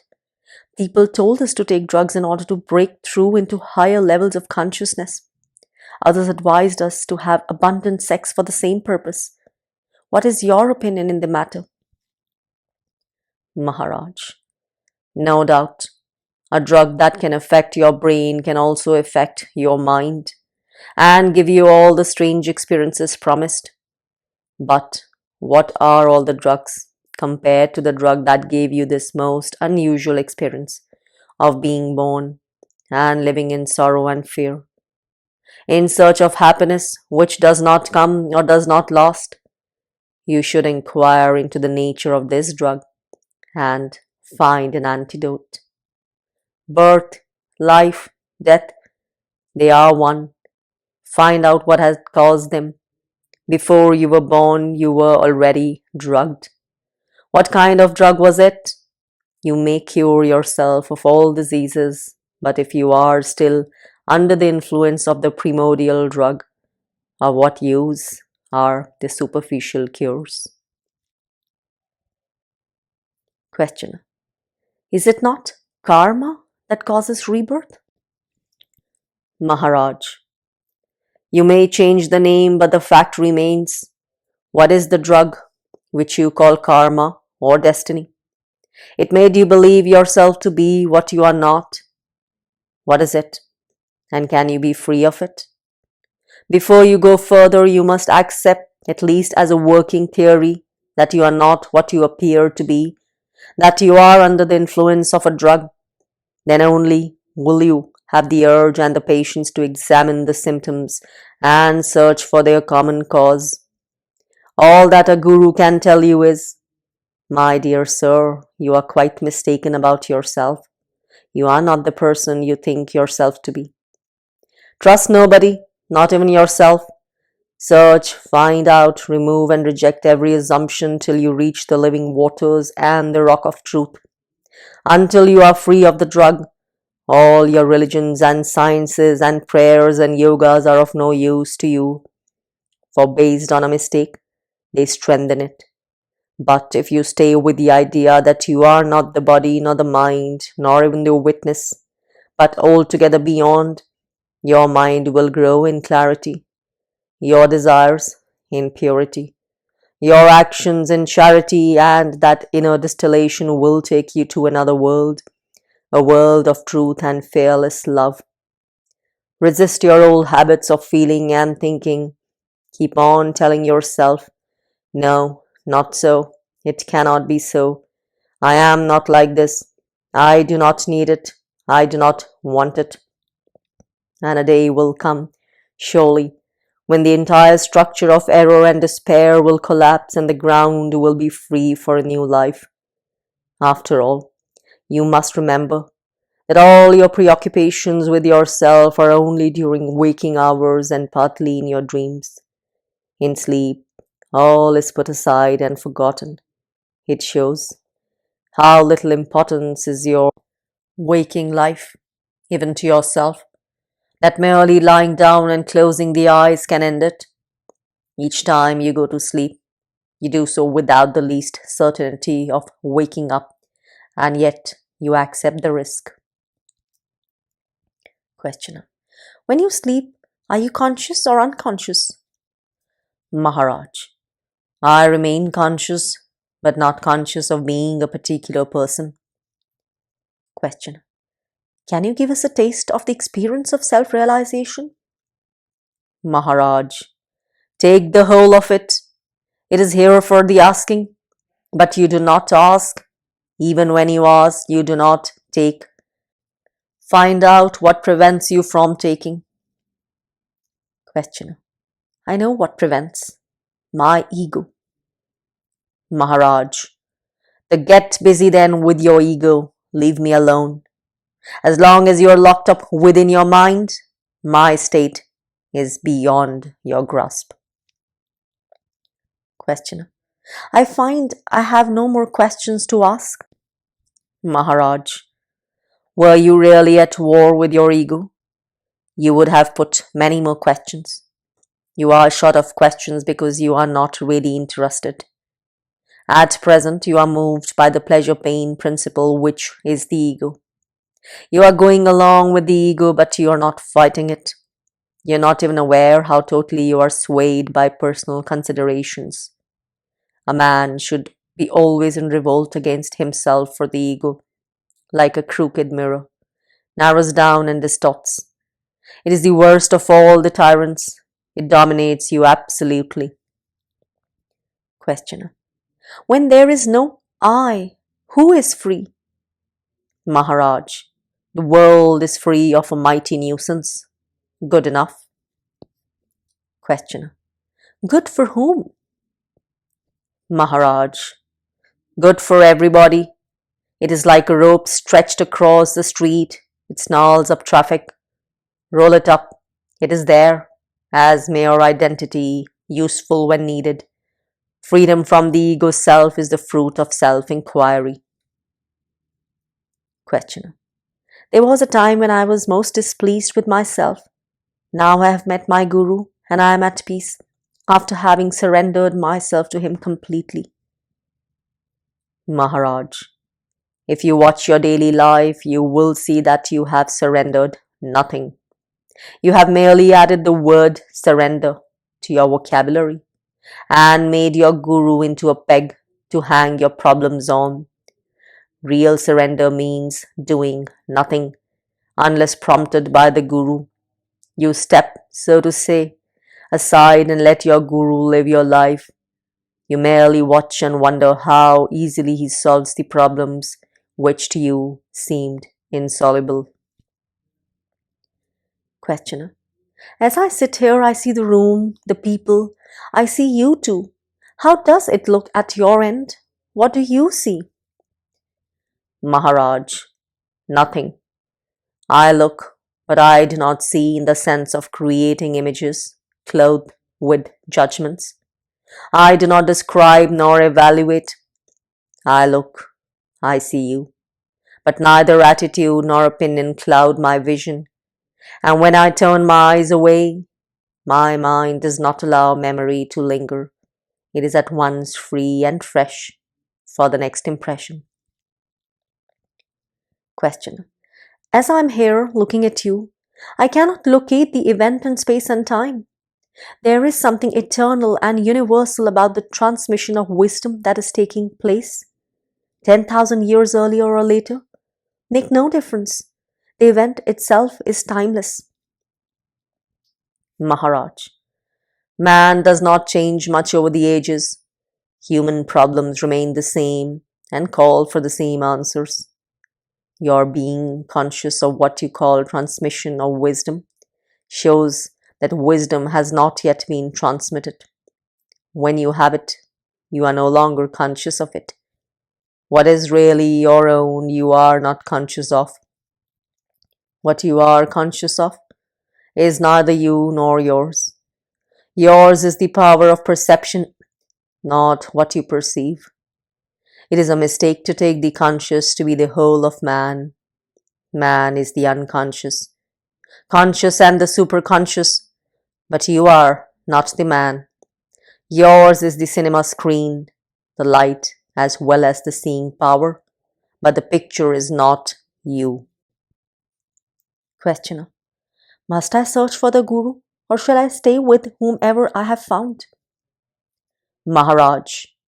The very question shows that you have not yet found one. As long as you have not realized, you will move from Guru to Guru. But when you have found yourself, the search will end. A Guru is a milestone. When you are on the move, you pass so many milestones.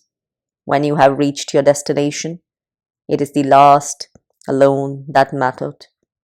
In reality, all mattered at their own time, and none matters now. Questioner. You seem to give no importance to the Guru. He is merely an incident among others. Maharaj. All incidents contribute, but none is crucial. On the road, each step helps you to reach your destination, and each is as crucial as the other, for each step must be made. You cannot skip it. If you refuse to make it, you are stuck. Questioner. Everybody sings the glories of the Guru while you compare him to a milestone. Don't we need a Guru? Maharaj. Don't we need a milestone? Yes and no. Yes, if we are uncertain. No, if we know our way. Once we are certain in ourselves, the Guru is no longer needed, except in a technical sense. Your mind is an instrument after all. and you should know how to use it. As you are taught the uses of your body, so you should know how to use your mind. Questioner: what do I gain by learning to use my mind? Maharaj: you gain freedom from desire and fear, which are entirely due to wrong uses of the mind. Mere mental knowledge is not enough. The known is accidental. The unknown is the home of the real. To live in the known is bondage. To live in the unknown is liberation.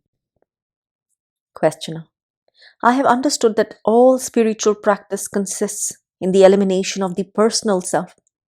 Such practice demands iron determination and relentless application.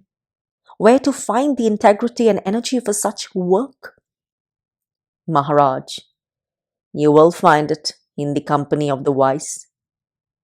Questioner: how do I know who is wise and who is merely clever? Maharaj: if your motives are pure, if you seek truth and nothing else, you will find the right people. Finding them is easy. What is difficult is to trust them and take full advantage of their advice and guidance. Questioner: is waking state more important for spiritual practice than sleep? Maharaj: on the whole, we attach too much importance to the waking state. Without sleep, the waking state would be impossible. Without sleep, one goes mad or dies. Why attach so much importance to waking consciousness, which is obviously dependent on the unconscious? Not only the conscious, but the unconscious as well as should be taken care of in our spiritual practice. Questioner: how does one attend to the unconscious? Maharaj: keep the I am in the focus of awareness. Remember that you are. Watch yourself ceaselessly, and the unconscious will flow into the conscious without any special effort on your part. Wrong desires and fears, false ideas, social inhibitions are blocking and preventing its free interplay with the conscious. Once free to mingle, the two become one, and the one becomes all. The person merges into the witness into awareness, awareness into pure being. Yet, identity is not lost. Only its limitations are lost. It is transfigured and becomes the real self, the Sadguru, the eternal friend and guide. You cannot approach it in worship. No external activity can reach the inner self. Worship and prayers remain on the surface only. To go deeper, meditation is essential. The striving to go beyond the states of sleep, dream, and waking. In the beginning, the attempts are irregular. Then they recur more often, become regular, then continuous and intense, until all obstacles are conquered. Questioner: obstacles to what? Maharaj: to self-forgetting. Question: if worship and prayers are ineffectual, why do you worship daily? With songs and music, the image of your guru? Maharaj: those who want it, do it. I see no purpose in interfering.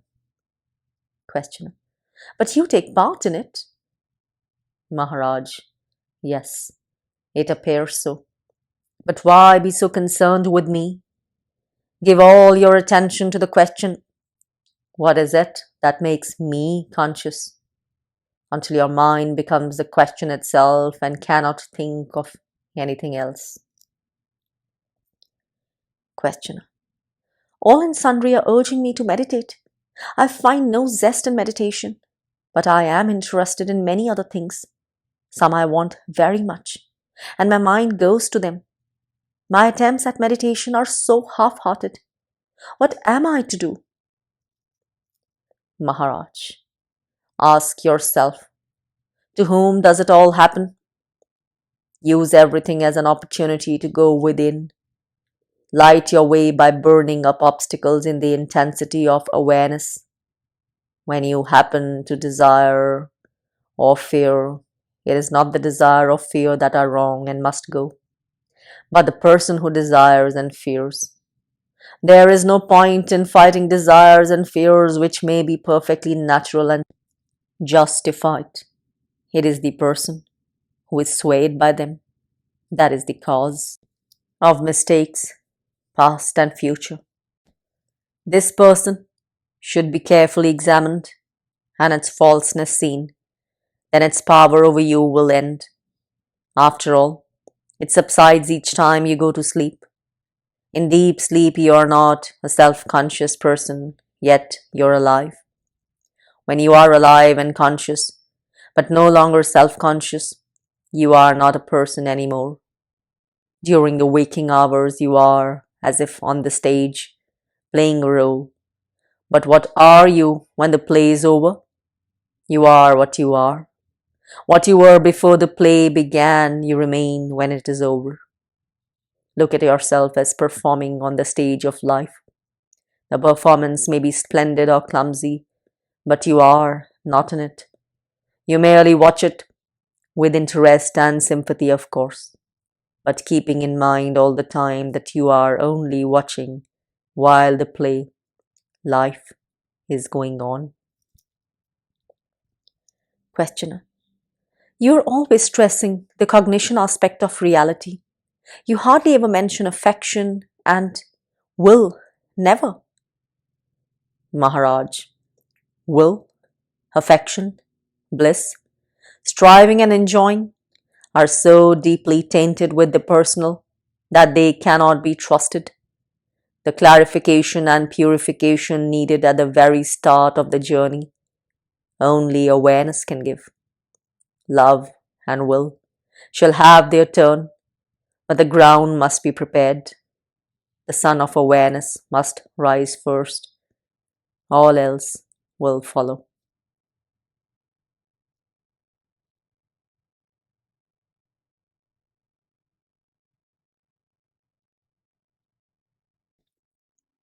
Chapter 87.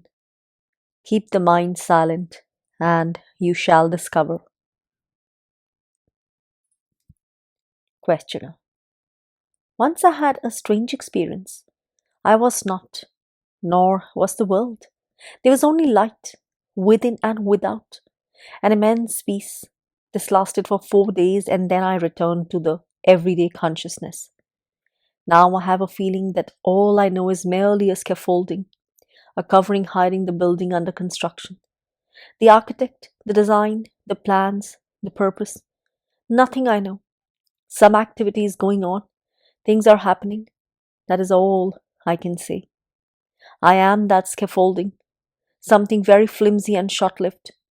When the building is ready, the scaffolding will be dismantled and removed. The I am and what am I are of no importance, because once the building is ready, the I will go as a matter of course, leaving no questions about itself to answer. Maharaj: are you not aware of all this? Is not the fact of awareness the constant factor? Questioner: my sense of permanency and identity is due to memory, which is so evanescent and unreliable. How little I remember, even of the recent past. I have lived a lifetime, and now what is left with me? A bundle of events, at best, a short story. Maharaj: all this takes place within your consciousness. Questioner: within and without? In daytime, within. In the night, without. Consciousness is not all. So many things happen beyond its reach. To say that what I am not conscious of does not exist is altogether wrong. Maharaj: what you say is logical, but actually you know only what is in your consciousness. What you claim exists outside conscious experience is inferred. Questioner: It may be inferred, and yet it is more real than the sensory. Maharaj, be careful. The moment you start talking, you create a verbal universe, a universe of words, ideas, concepts, abstractions, interwoven and interdependent, most wonderfully generating, supporting, and explaining each other, and yet all without essence of substance, mere creations of the mind. Words create words. Reality is silent. Question. When you talk, I hear you. Is it not a fact? Maharaj. That you hear is a fact. What you hear is not. The fact can be experienced, and in that sense the sound of the word and the mental ripples it causes are experienced. There is no reality behind it. Its meaning is purely conventional, to be remembered. A language can be easily forgotten unless practiced. Questioner. If words have no reality in them, why talk at all? Maharaj. They serve their limited purpose of interpersonal communication. Words do not convey facts, they signal them. Once you are beyond the person, you need no words. Questioner. What can take me beyond the person? How to go beyond consciousness? Maharaj. Words and questions come from the mind and hold you there. To go beyond the mind, you must be silent and quiet. Peace and silence, silence and peace. This is the way beyond. Stop asking questions. Questioner. Once I give up asking questions, what am I to do? Maharaj. What can you do but wait and watch? Questioner. What am I to wait for? Maharaj. For the center of your being to emerge into consciousness. The three states, sleeping, dreaming, and waking, are all in consciousness, be manifested. What you call consciousness will also be manifested in time. Beyond consciousness altogether lies the unmanifested, and beyond all, and pervading all, is the heart of being, which beats steadily. Manifested, unmanifested, manifested, unmanifested, Sagun, Nirgun. Questioner. On the verbal level, it sounds all right. I can visualize myself as a seed of being, a point in consciousness. With my sense, I am pulsating, appearing and disappearing alternately. But what am I to do to realize it as a fact, to go beyond into the changeless, wordless reality? Maharaj, you can do nothing. What time has brought about, time will take away. Questioner. Why then all these exhortations to practice yoga and seek reality? They make me feel empowered and responsible, while in fact it is time that does all. Maharaj, this is the end of yoga, to realize independence. All that happens, happens in and to the mind, not to the source of the I am. Once you realize that all happens by itself, call it destiny or the will of God or mere accident, you remain as witness only, understanding and enjoying, but not perturbed. Questioner. If I cease trusting words altogether, what will be my condition? Maharaj. There is a season for trusting and for distrusting. Let the seasons do their work. Why worry? Questioner. Somehow I feel responsible for what happens around me. Maharaj, you are responsible only for what you can change. All you can change is your attitude. There lies your responsibility. Questioner. You're advising me to remain indifferent to the sorrows of others? Maharaj, it is not that you are not indifferent. All the sufferings of mankind do not prevent you from enjoying your next meal. The witness is not indifferent. He is the fullness of understanding and compassion. Only as a witness can you help another. Questioner. All my life I was fed on words. The number of words I have heard and read goes into billions. Did it benefit me? Not at all. Maharaj, the mind shapes the language and the language shapes the mind. Both are tools. Use them, but don't misuse them. Words can bring you only up to their own limit. To go beyond, you must abandon them. Remain as the silent witness only. Questioner.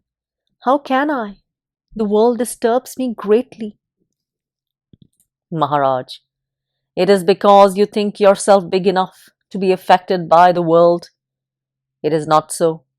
You are so small that nothing can pin you down. It is your mind that gets caught, not you. Know yourself as you are, a mere point in consciousness, dimensionless and timeless. You are like the point of a pencil. By mere contact with you, the mind draws its picture of the world. You are single and simple. The picture is complex and extensive. Don't be misled by the picture. Remain aware of the tiny point, which is everywhere in the picture. What is can cease to be. What is not can come to be. But what neither is nor is not, but on which being and not being depend, is unassailable. Know yourself to be the cause of desire and fear, itself free from both. Questioner. How am I the cause of fear? Maharaj, all depends on you. It is by your consent that the world exists. Withdraw your belief in its reality and it will dissolve like a dream. Time can bring down mountains, much more you who are the timeless source of time. For without memory and expectation, there can be no time. Questioner. Is the I am the ultimate? Maharaj, before you can say, I am, you must be there to say it. Being need not be self-conscious. You need not know to be, but you must be to know. Questioner. Sir, I'm getting drowned in a sea of words. I can see that all depends on how the words are put together, but there must be somebody to put them together meaningfully. By drawing words at random, the Ramayana, Mahabharata, the Bhagavata could never be produced. The theory of accidental emergence is not tenable. The origin of the meaningful must be beyond it. What is that power that creates order out of chaos? Living is more than being, and consciousness is more than living. Who is the conscious living being? Maharaj, your question contains its answer. A conscious living being is a conscious living being. The words are most appropriate, but you do not grasp their full import. Go deep into the meaning of the words being, living, conscious, and you will stop running in circles, asking questions but missing answers. Do understand that you cannot ask a valid question about yourself because you do not know whom you're asking about. In the question, who am I? The I is not known. And the question can be worded as, I do not know what I mean by I. What you are, you must find out. I can only tell you what you're not. You are not of the world. You're not even in the world. The world is not. You alone are. You create the world in your imagination like a dream. As you cannot separate the dream from yourself, so you cannot have an outer world independent of yourself. You are independent, not the world. Don't be afraid of a world you yourself have created. Cease looking for happiness and reality in a dream, and you will wake up. You need not know all the why and how. There is no end to questions. Abandon all desires, keep your mind silent, and you shall discover.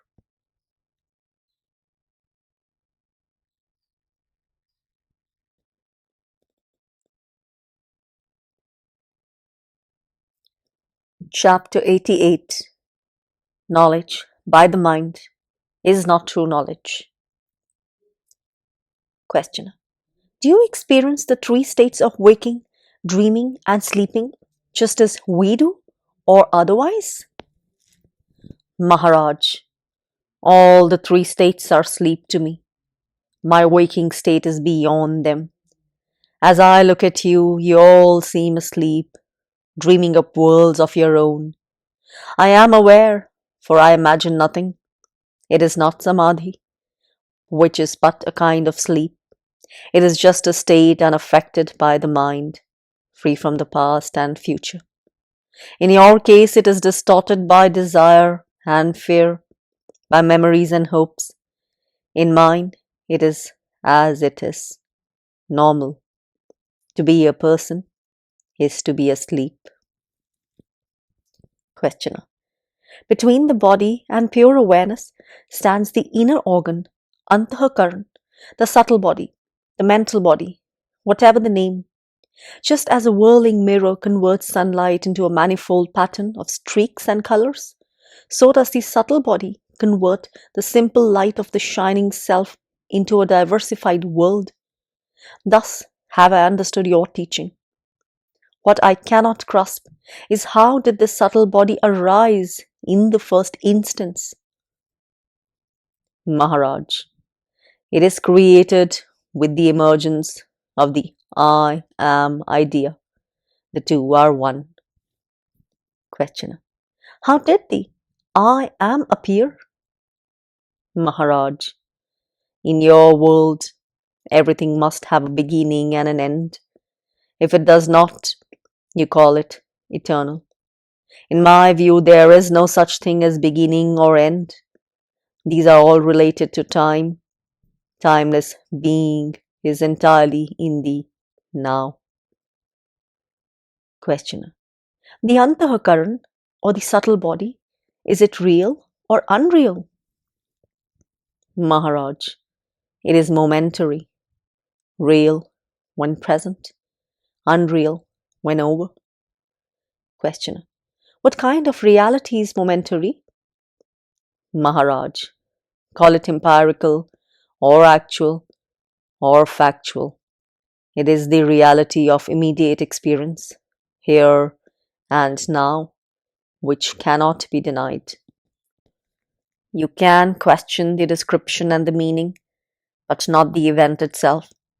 Being the not being alternate. Their reality is momentary. The immutable reality lies beyond space and time.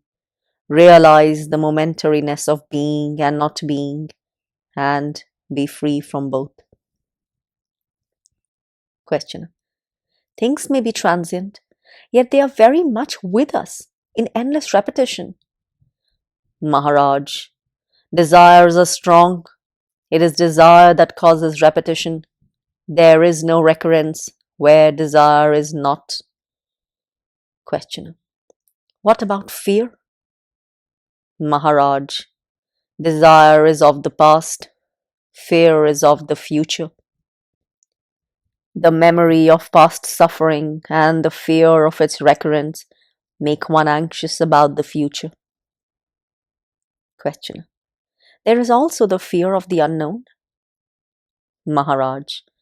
Who has not suffered is not afraid. Questioner. We are condemned to fear? Maharaj. Until we can look at fear and accept it, as the shadow of personal existence. As persons, we are bound to be afraid. Abandon all personal equations and you shall be free from fear. It is not difficult. Desirelessness comes on its own when desire is recognized as false. You need not struggle with desire. Ultimately, it is an urge to happiness, which is natural, as long as there is sorrow. Only see that there is no happiness in what you desire. Question. We settle for pleasure. Maharaj. Each pleasure is wrapped in pain. You soon discover that you cannot have one without the other. Questioner. There is the experiencer, and there is his experience. What created the link between the two? Maharaj. Nothing created it. It is. The two are one. Questioner. I feel there is a catch somewhere, but I do not know where. Maharaj. The catch is in your mind, which insists on seeing duality where there is none. Questioner. As I listen to you, my mind is all in the now, and I am astonished to find myself without questions. Maharaj. You can know reality only when you are astonished. Questioner. I can make out that the cause of anxiety and fear is memory. What are the means for putting an end to memory? Maharaj. Don't talk of means. There are no means. What you see as false dissolves. It is the very nature of illusion to dissolve on investigation. Investigate. That is all. You cannot destroy the false, for you're creating it all the time. Withdraw from it, ignore it, go beyond, and it will cease to be. Question. Christ also speaks of ignoring evil and being childlike. Maharaj. Reality is common to all. Only the false is personal. Question. As I watch the sadhaks and inquire into the theories by which they live, I find they have merely replaced material cravings by spiritual ambitions. From what you tell us, it looks as if the words spiritual and ambition are incompatible. If spirituality implies freedom from ambition, what will urge the seeker on? The yogis speak of the desire for liberation as essential. Is it not the highest form of ambition? Maharaj. Ambition is personal. Liberation is from the personal. In liberation, both the subject and the object of ambition are no longer. Earnestness is not a yearning for the fruits of one's endeavors. It is an expression of an inner shift of interest away from the false, the unessential, the personal. Question. You told us the other day that we cannot even dream of perfection before realization, for the self is the source of all perfections and not the mind. If it is not the excellence in virtue that is essential for liberation, then what is it? Maharaj. Liberation is not the result of some means skillfully applied, nor of circumstances. It is beyond the causal process. Nothing can compel it. Nothing can prevent it. Question. Then why are we not free here and now? Maharaj. But we are free here and now. It is only the mind that imagines bondage. Questioner. What will put an end to imagination? Maharaj. Why should you want to put an end to it?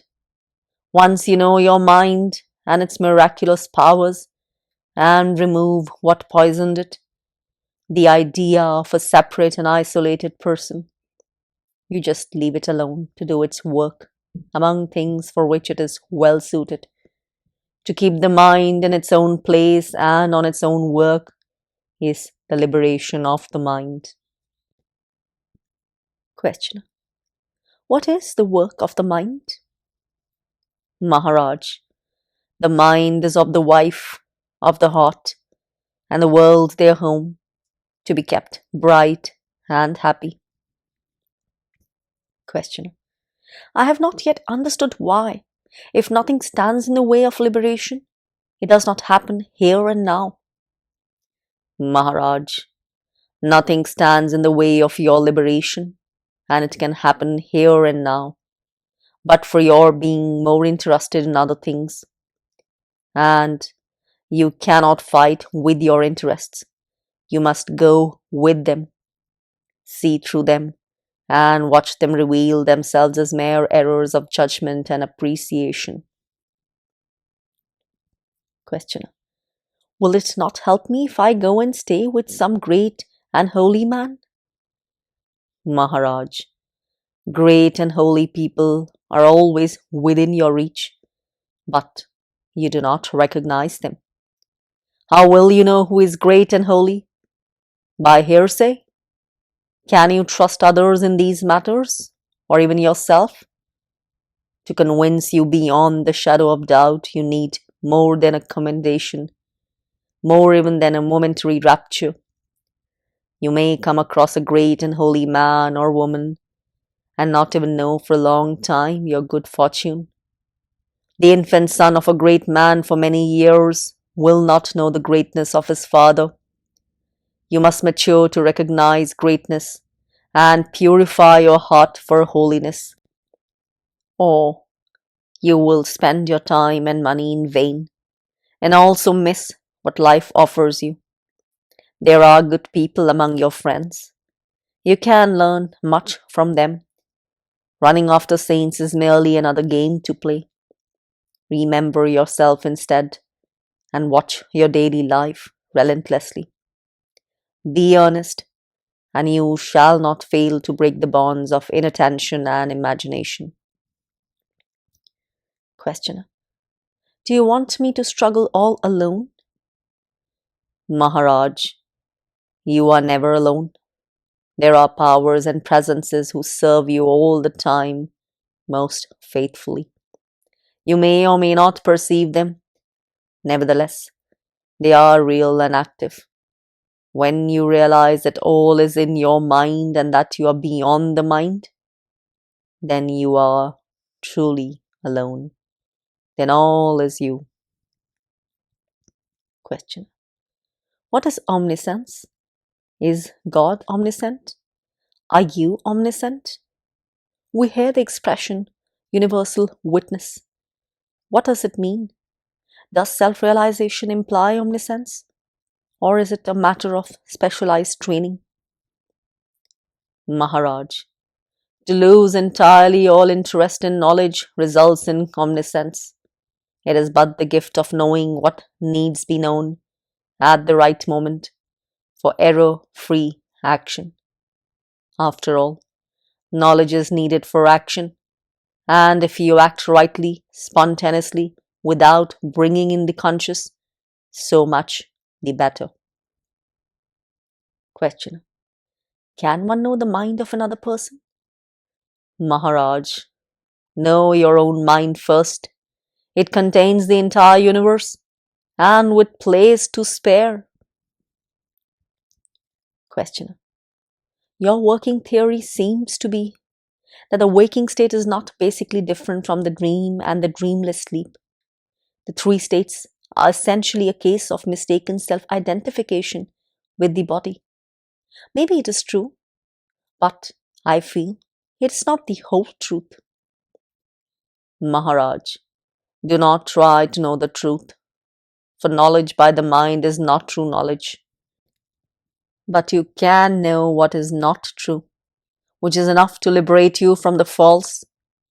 The idea that you know what is true is dangerous, for it keeps you imprisoned in the mind.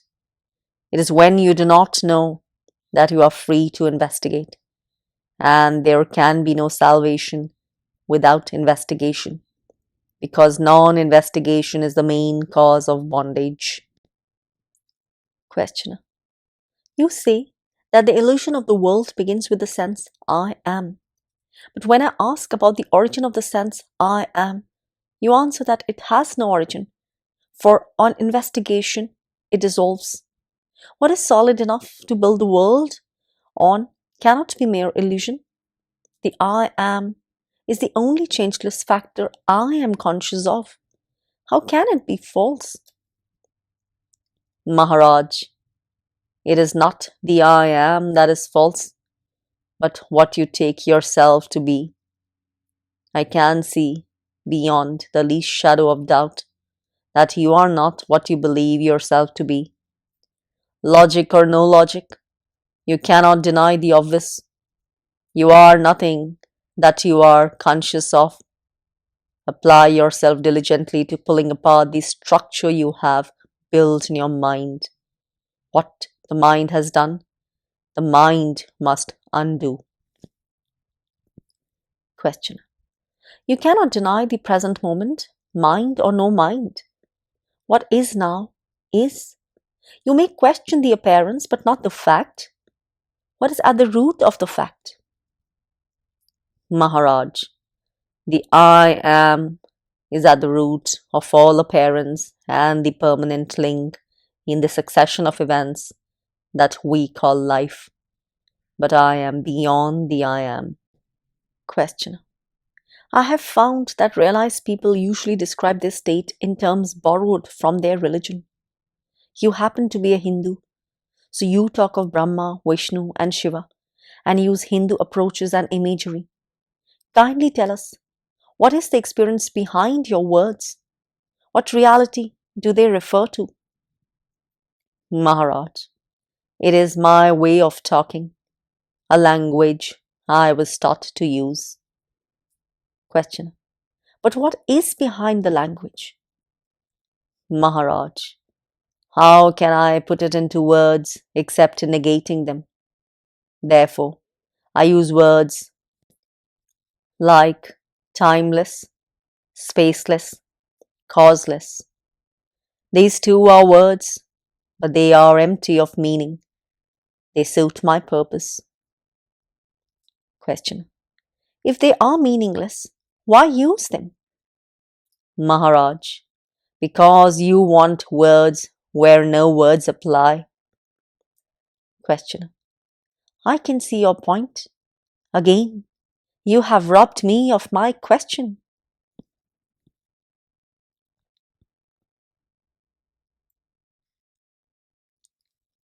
Chapter 89. Progress in Spiritual Life.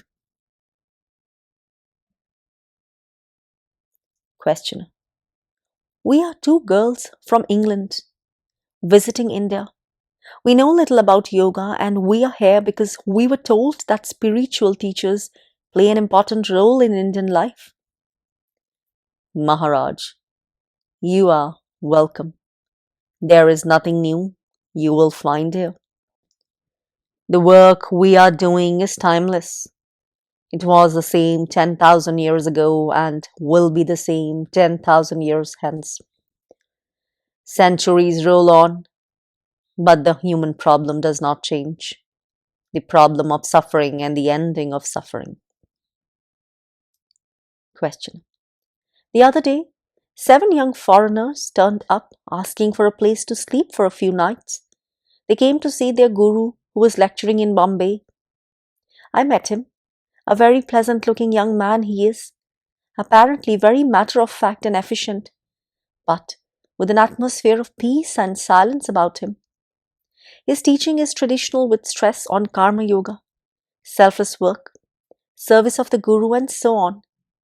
Like the Gita, he says that selfless work will result in salvation. He's full of ambitious plans, training workers who will start spiritual centers in many countries. It seems he gives them not only the authority, but also the power to do the work in his name. Maharaj, yes, there is such a thing as transmission of power. Questioner. When I was with him, I had a strange feeling of becoming invisible. The devotees, in their surrender to their gurus, surrendered me also. Whatever I did for them was their guru's doing, and I was not considered, except as a mere instrument. I was merely a tap to turn left or right. There was no personal relationship whatsoever. They tried a little to convert me to their faith.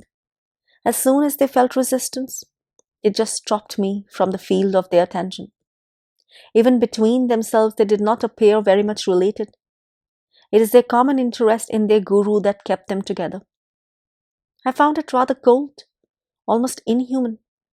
To consider oneself an instrument in guru's hand is one thing. To be denied all attention and consideration because all is God may lead to indifference, verging on cruelty. After all wars were made in the name of God. The entire history of mankind is a succession of holy wars. One is never so impersonal as in war. Maharaj. To insist, to resist, are contained in the will to be. Remove the will to be, and what remains? Existence and non-existence relate to something in space and time, here and now, there and then, which again are in the mind. The mind plays a guessing game. It is ever uncertain, anxiety-ridden and restless. You resent being treated as a mere instrument of some god or guru, and insist on being treated as a person because you're not sure of your own existence and do not want to give up the comfort and assurance of a personality. You may not be what you believe yourself to be, but it gives you continuity. Your future flows into the present and becomes the past without jolts. To be denied personal existence is frightening, but you must face it and find your identity with the totality of life. Then the problem of who is used by whom is no more. Questioner. All the attention I got was an attempt to convert me to their faith. When I resisted, they lost all interest in me. Maharaj. One does not become a disciple by conversion or by accident. There is usually an ancient link maintained through many lives and flowering as love and trust, without which there is no discipleship. Questioner. What made you decide to become a teacher? Maharaj. I was made into one by being called so. Who am I to teach, and to whom? What am I? You are, and what you are, I am. The I am is common to us all. Beyond the I am, there is the immensity of light and love. We do not see it because we look elsewhere. I can only point at the sky. Seeing the star is your own work. Some take more time before they see the star, some take less. It depends on the clarity of their vision and their earnestness in search. These two must be their own. I can only encourage. Questioner.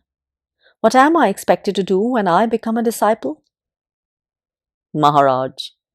Each teacher has his own method, usually patterned on his guru's teachings, and on the way he himself has realized, and his own terminology as well. Within that framework, adjustments to the personality of the disciple is made. The disciple is given full freedom of thought and inquiry, and encouraged to question to his heart's content. He must be absolutely certain of the standing and the competence of his guru, otherwise his faith will not be absolute, nor his action complete. It is the absolute in you that takes you to the absolute beyond you. Absolute truth, love, selflessness are the decisive factors in self-realization. With earnestness, these can be reached. Questioner. I understand one must give up one's family and possessions to become a disciple. Maharaj. It varies with the guru. Some expect their mature disciples to become ascetics and recluses. Some encourage family life and duties. Most of them consider a model family life more difficult than renunciation, suitable for a personality more mature and better balanced. At the early stages, the discipline of monastic life may be advisable. Therefore, in the Hindu culture, students up to the age of 25 are expected to live life like monks in poverty, chastity, and obedience, to give them a chance to build a character able to meet the hardships and temptations of married life. Questioner: who are the people in this room? Are they your disciples? Maharaj: ask them. It is not on the verbal level that one becomes a disciple, but in the silent depths of one's being. You do not become a disciple by choice. It is more a matter of destiny than self-will. It does not matter much who is the teacher. They all wish you well. It is the disciple that matters, his honesty and earnestness. The right disciple will always find the right teacher. Questioner: I can see the beauty and feel the blessedness of a life devoted to search for truth under a competent and loving teacher. Unfortunately, we have to return to England. Maharaj: distance does not matter. If your desires are true and strong, they will mold your life for their fulfillment. Sow your seed and leave it to the seasons. Questioner: what are the signs of progress in spiritual life? Maharaj: freedom from all anxiety, a sense of ease and joy, deep peace within and abundant energy without. Questioner: how did you get it? Maharaj: I found it all in the holy presence of my Guru. I did nothing on my own. He told me to be quiet, and I did it, as much as I could. Questioner: is your presence as powerful as his? Maharaj: how am I to know? For me, his is the only presence. If you are with me, you are with him. Questioner: each guru will refer me to his own guru. Where is the starting point? Maharaj: there is a power in the universe working for enlightenment and liberation. We call it Sadashiv, who is ever present in the hearts of men. It is the unifying factor. Unity liberates. Freedom unites. Ultimately, nothing is mine or yours. Everything is ours. Just be one with yourself and you will be one with all, at home in the entire universe. Questioner: you mean to say that all these glories will come with the mere dwelling on the feeling I am? Maharaj: it is the simple that is certain, not the complicated. Somehow, people do not trust the simple, the easy, the always available. Why not give an honest trial to what I say? It may look very small and insignificant, but it is like a seed that grows into a mighty tree. Give yourself a chance. Questioner: I see so many people sitting here, quietly. What have they come for? Maharaj: to meet themselves. At home, the world is too much with them. Here, nothing disturbs them. They have a chance to take leave of their daily worries and contact the essential in themselves.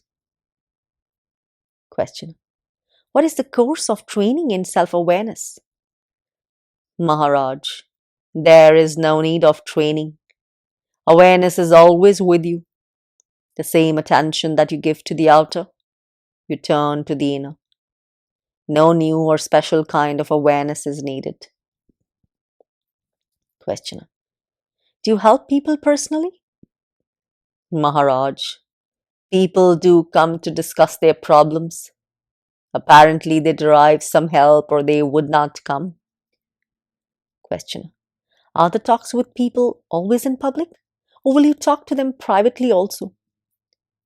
Maharaj, it is according to their wish. Personally, I make no distinction between public and private.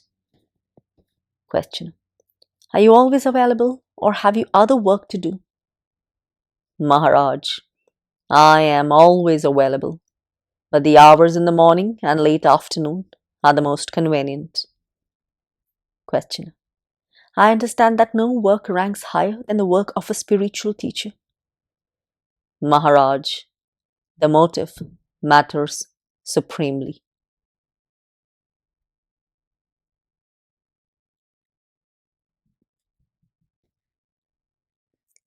Chapter 90. Surrender to your own self. Questioner. I was born in the United States, and the last 14 months I have spent in Shri Ashram. Now I am on my way back to the States where my mother is expecting me. Questioner. What are your plans? Questioner. I may qualify as a nurse or just marry and have babies. Maharaj. What makes you want to marry? Questioner. Providing a spiritual home is the highest form of social service I can think of. But of course, life may shape otherwise. I'm ready for whatever comes. Maharaj, these 14 months at Sri Ramana Ashram, what did they give you? In what way are you different from what you were when you arrived there? Questioner. I am no longer afraid. I have found some peace. Maharaj, what kind of peace is it? The peace of having what you want or not wanting what you do not have? Questioner. A little of both, I believe. It was not easy at all. While the ashram is a very peaceful place, inwardly I was in agonies. Maharaj, when you realize that the distinction between inner and outer is in the mind only, you are no longer afraid. Questioner. Such realization comes and goes with me. I have not yet reached the immutability of absolute completeness. Maharaj, well, as long as you believe so, you must go on with your sadhana to disperse the false idea of not being complete. Sadhana removes the superimpositions. When you realize yourself is less than a point in space and time, something too small to be cut and too short-lived to be killed, then, and then only, all fear goes. When you are smaller than the point of the needle, then the needle cannot pierce you.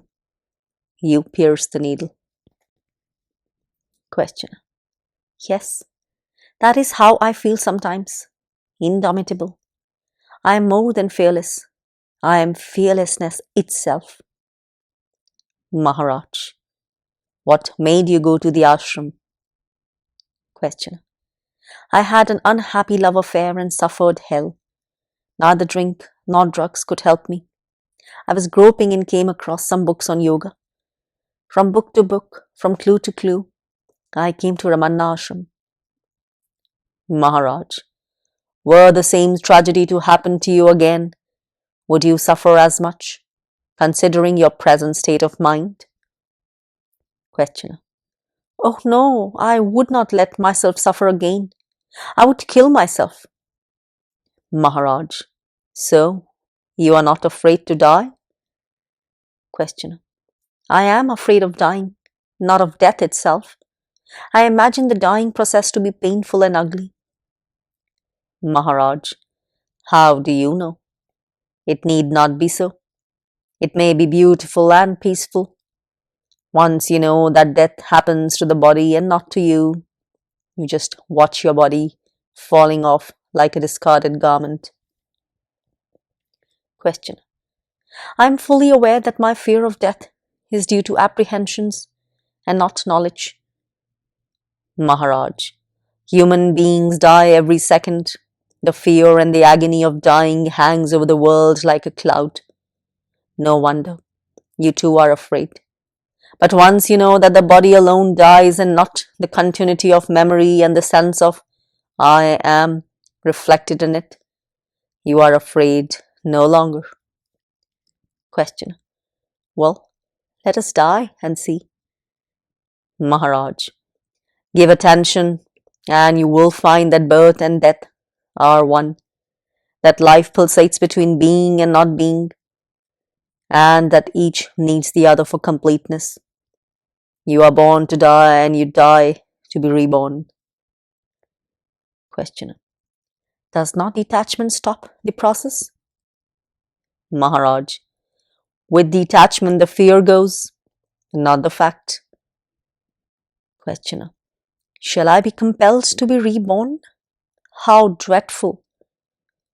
Maharaj, there is no compulsion. You get what you want. You make your own plans and you carry them out. Questioner. Do we condemn ourselves to suffer? Maharaj, we grow through investigation, and to investigation we need experience. We tend to repeat what we have not understood. If we are sensitive and intelligent, we need not suffer. Pain is a call for attention and the penalty of carelessness. Intelligent and compassionate action is the only remedy. Questioner. Is it because I have grown in intelligence that I would not tolerate my suffering again? What is wrong with suicide? Maharaj, nothing wrong if it solves the problem. What if it does not? Suffering caused by extraneous factors, some painful and incurable disease or unbearable calamity, may provide some justification. But where wisdom and compassion are lacking, suicide cannot help. A foolish death means foolishness reborn. Besides, there is the question of karma to consider. Endurance is usually the wisest course. Question. Must one endure suffering, however acute and hopeless? Maharaj, endurance is one thing, and helpless agony is another. Endurance is meaningful and fruitful, while agony is useless. Questioner. Why worry about karma? It takes care of itself, anyhow. Maharaj, most of our karma is collective. We suffer for the sins of others, as others suffer for ours. Humanity is one. Ignorance of this fact does not change it. We could have been much happier people ourselves, but for our indifference to the sufferings of others. Questioner. I find I have grown much more responsive. Maharaj, good. When you say it, what do you have in mind? Yourself as a responsive person within a female body? Questioner. There is a body and there is compassion and there is memory and a number of things and attitudes. Collectively they may be called a person. Maharaj, including the idea, I am. Questioner. The I am is like a basket that holds the many things that make a person. Maharaj, or rather, it is the willow of which the basket is woven. When you think of yourself as a woman, do you mean that you are a woman, or that your body is described as female? Questioner. It depends on my mood. Sometimes I feel myself to be a mere center of awareness. Maharaj, or an ocean of awareness. But there are moments when you are neither man nor woman, not the accidental, occasioned by circumstances and conditions. Questioner. Yes, there are. but I feel shy to talk about it. Maharaj, a hint is all that one can expect. You need not say more. Questioner, am I allowed to smoke in your presence? I know that it is not the custom to smoke before a sage, and more so for a woman. Maharaj, by all means, smoke. Nobody will mind. We understand. Questioner, I feel the need of cooling down. Maharaj, it is very often so with Americans and Europeans. After a stretch of sadhana, they become charged with energy and frantically seek an outlet. They organize communities, become teachers of yoga, marry, write books, anything except keeping quiet and turning their energies within to find the source of the inexhaustible power and learn the art of keeping it under control. Questioner, I admit that now I want to go back and live a very active life because I feel full of energy. Maharaj, you can do what you like as long as you do not take yourself to be the body and the mind. It is not so much a question of actual giving up the body and all that goes with it, as a clear understanding that you are not the body, a sense of aloofness, of emotional non-involvement. Questioner, I know what you mean. Some 4 years ago, I passed through a period of rejection of the physical. I would not buy myself clothes, would eat the simplest foods, sleep on bare planks. It is the acceptance of the privations that matter, not the actual discomfort. Now, I have realized that welcoming life as it comes and loving all it offers is the best of it. I shall accept with a glad heart whatever comes and make the best of it. If I can do nothing more, then give life and true culture to a few children. Good enough. Though my heart goes out to every child, I cannot reach all. Maharaj, you are married and a mother only when you are man, woman, conscious. When you do not take yourself to be the body, then the family life of the body, however intense and interesting, is seen only as a play on the screen of the mind, with the light of awareness as the only reality. Questioner, why do you insist on awareness as the only real? Is not the object of awareness as real while it lasts? Maharaj, but it does not last. Momentary reality is secondary. It depends on the timeless. Questioner, do you mean continuous or permanent? Maharaj, there can be no continuity in existence. Continuity implies identity in past, present, and future. No such identity is possible, for the very means of identification fluctuate and change. Continuity, permanency, these are illusions created by memory, mere mental projection of a pattern where no pattern can be. Abandon all ideas of temporary or permanent, body or mind, man or woman. What remains? What is the state of your mind when all separation is given up? I am not talking of giving up distinctions, for without them there is no manifestation. Questioner, when I do not separate, I am happily at peace. But somehow I lose my bearings again and again and begin to seek happiness in outer things. Why is my inner peace not steady? I cannot understand. Maharaj, peace, after all, is also a condition of the mind. Questioner, beyond the mind is silence. There is nothing to be said about it. Maharaj, yes, all talk about silence is mere noise. Questioner, why do we seek worldly happiness, even after having tasted one's own natural spontaneous happiness? Maharaj, when the mind is engaged in serving the body, happiness is lost. To regain it, it seeks pleasure. The urge to be happy is right, but the means of securing it are misleading, unreliable, and destructive of true happiness.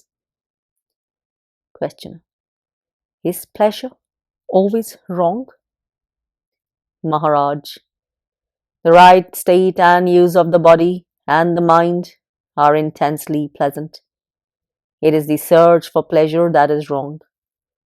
Do not try to make yourself happy. Rather question your very search for happiness. It is because you're not happy that you want to be happy. Find out why you are unhappy.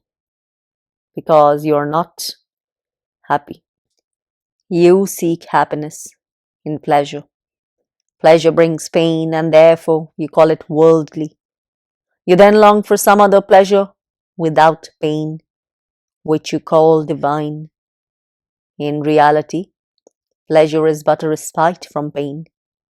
Happiness is both worldly and unworldly, within and beyond all that happens.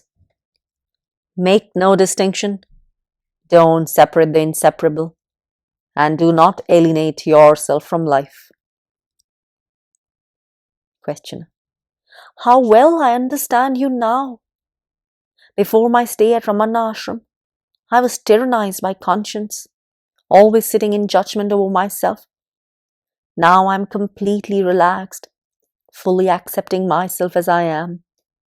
When I return to the States, I shall take life as it comes, as Bhagwan's grace, and enjoy the bitter along with the sweet. This is one of the things I have learned at the ashram, to trust Bhagwan. I was not like this before. I could not trust. Maharaj, trusting Bhagwan is trusting yourself. Be aware that whatever happens, happens to you, by you, through you, that you are the creator, enjoyer and destroyer of all you perceive, and you will not be afraid.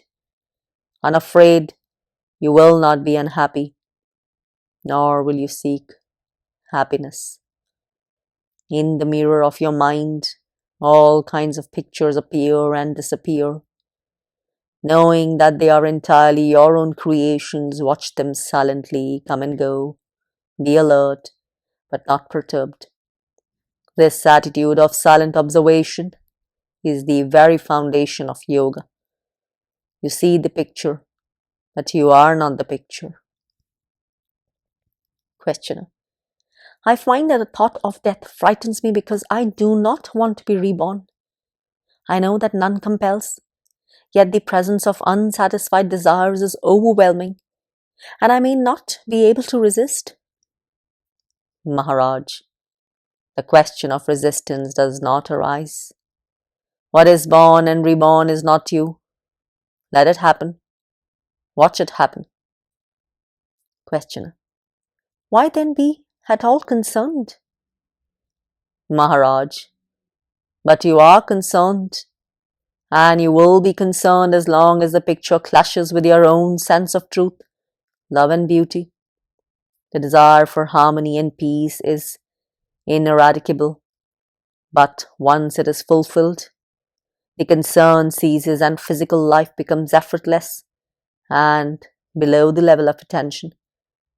Then even in the body you are not born. To be embodied or bodiless is the same to you. You reach a point when nothing can happen to you. Without body you cannot be killed. Without possessions you cannot be robbed. Without mind you cannot be deceived. There is no point where a desire or fear can hook on. As long as no change can happen to you, what else matters? Questioner. Somehow, I do not like the idea of dying. Maharaj, it is because you are so young. The more you know yourself, the less you're afraid. Of course, the agony of dying is never pleasant to look at, but the dying man is rarely conscious.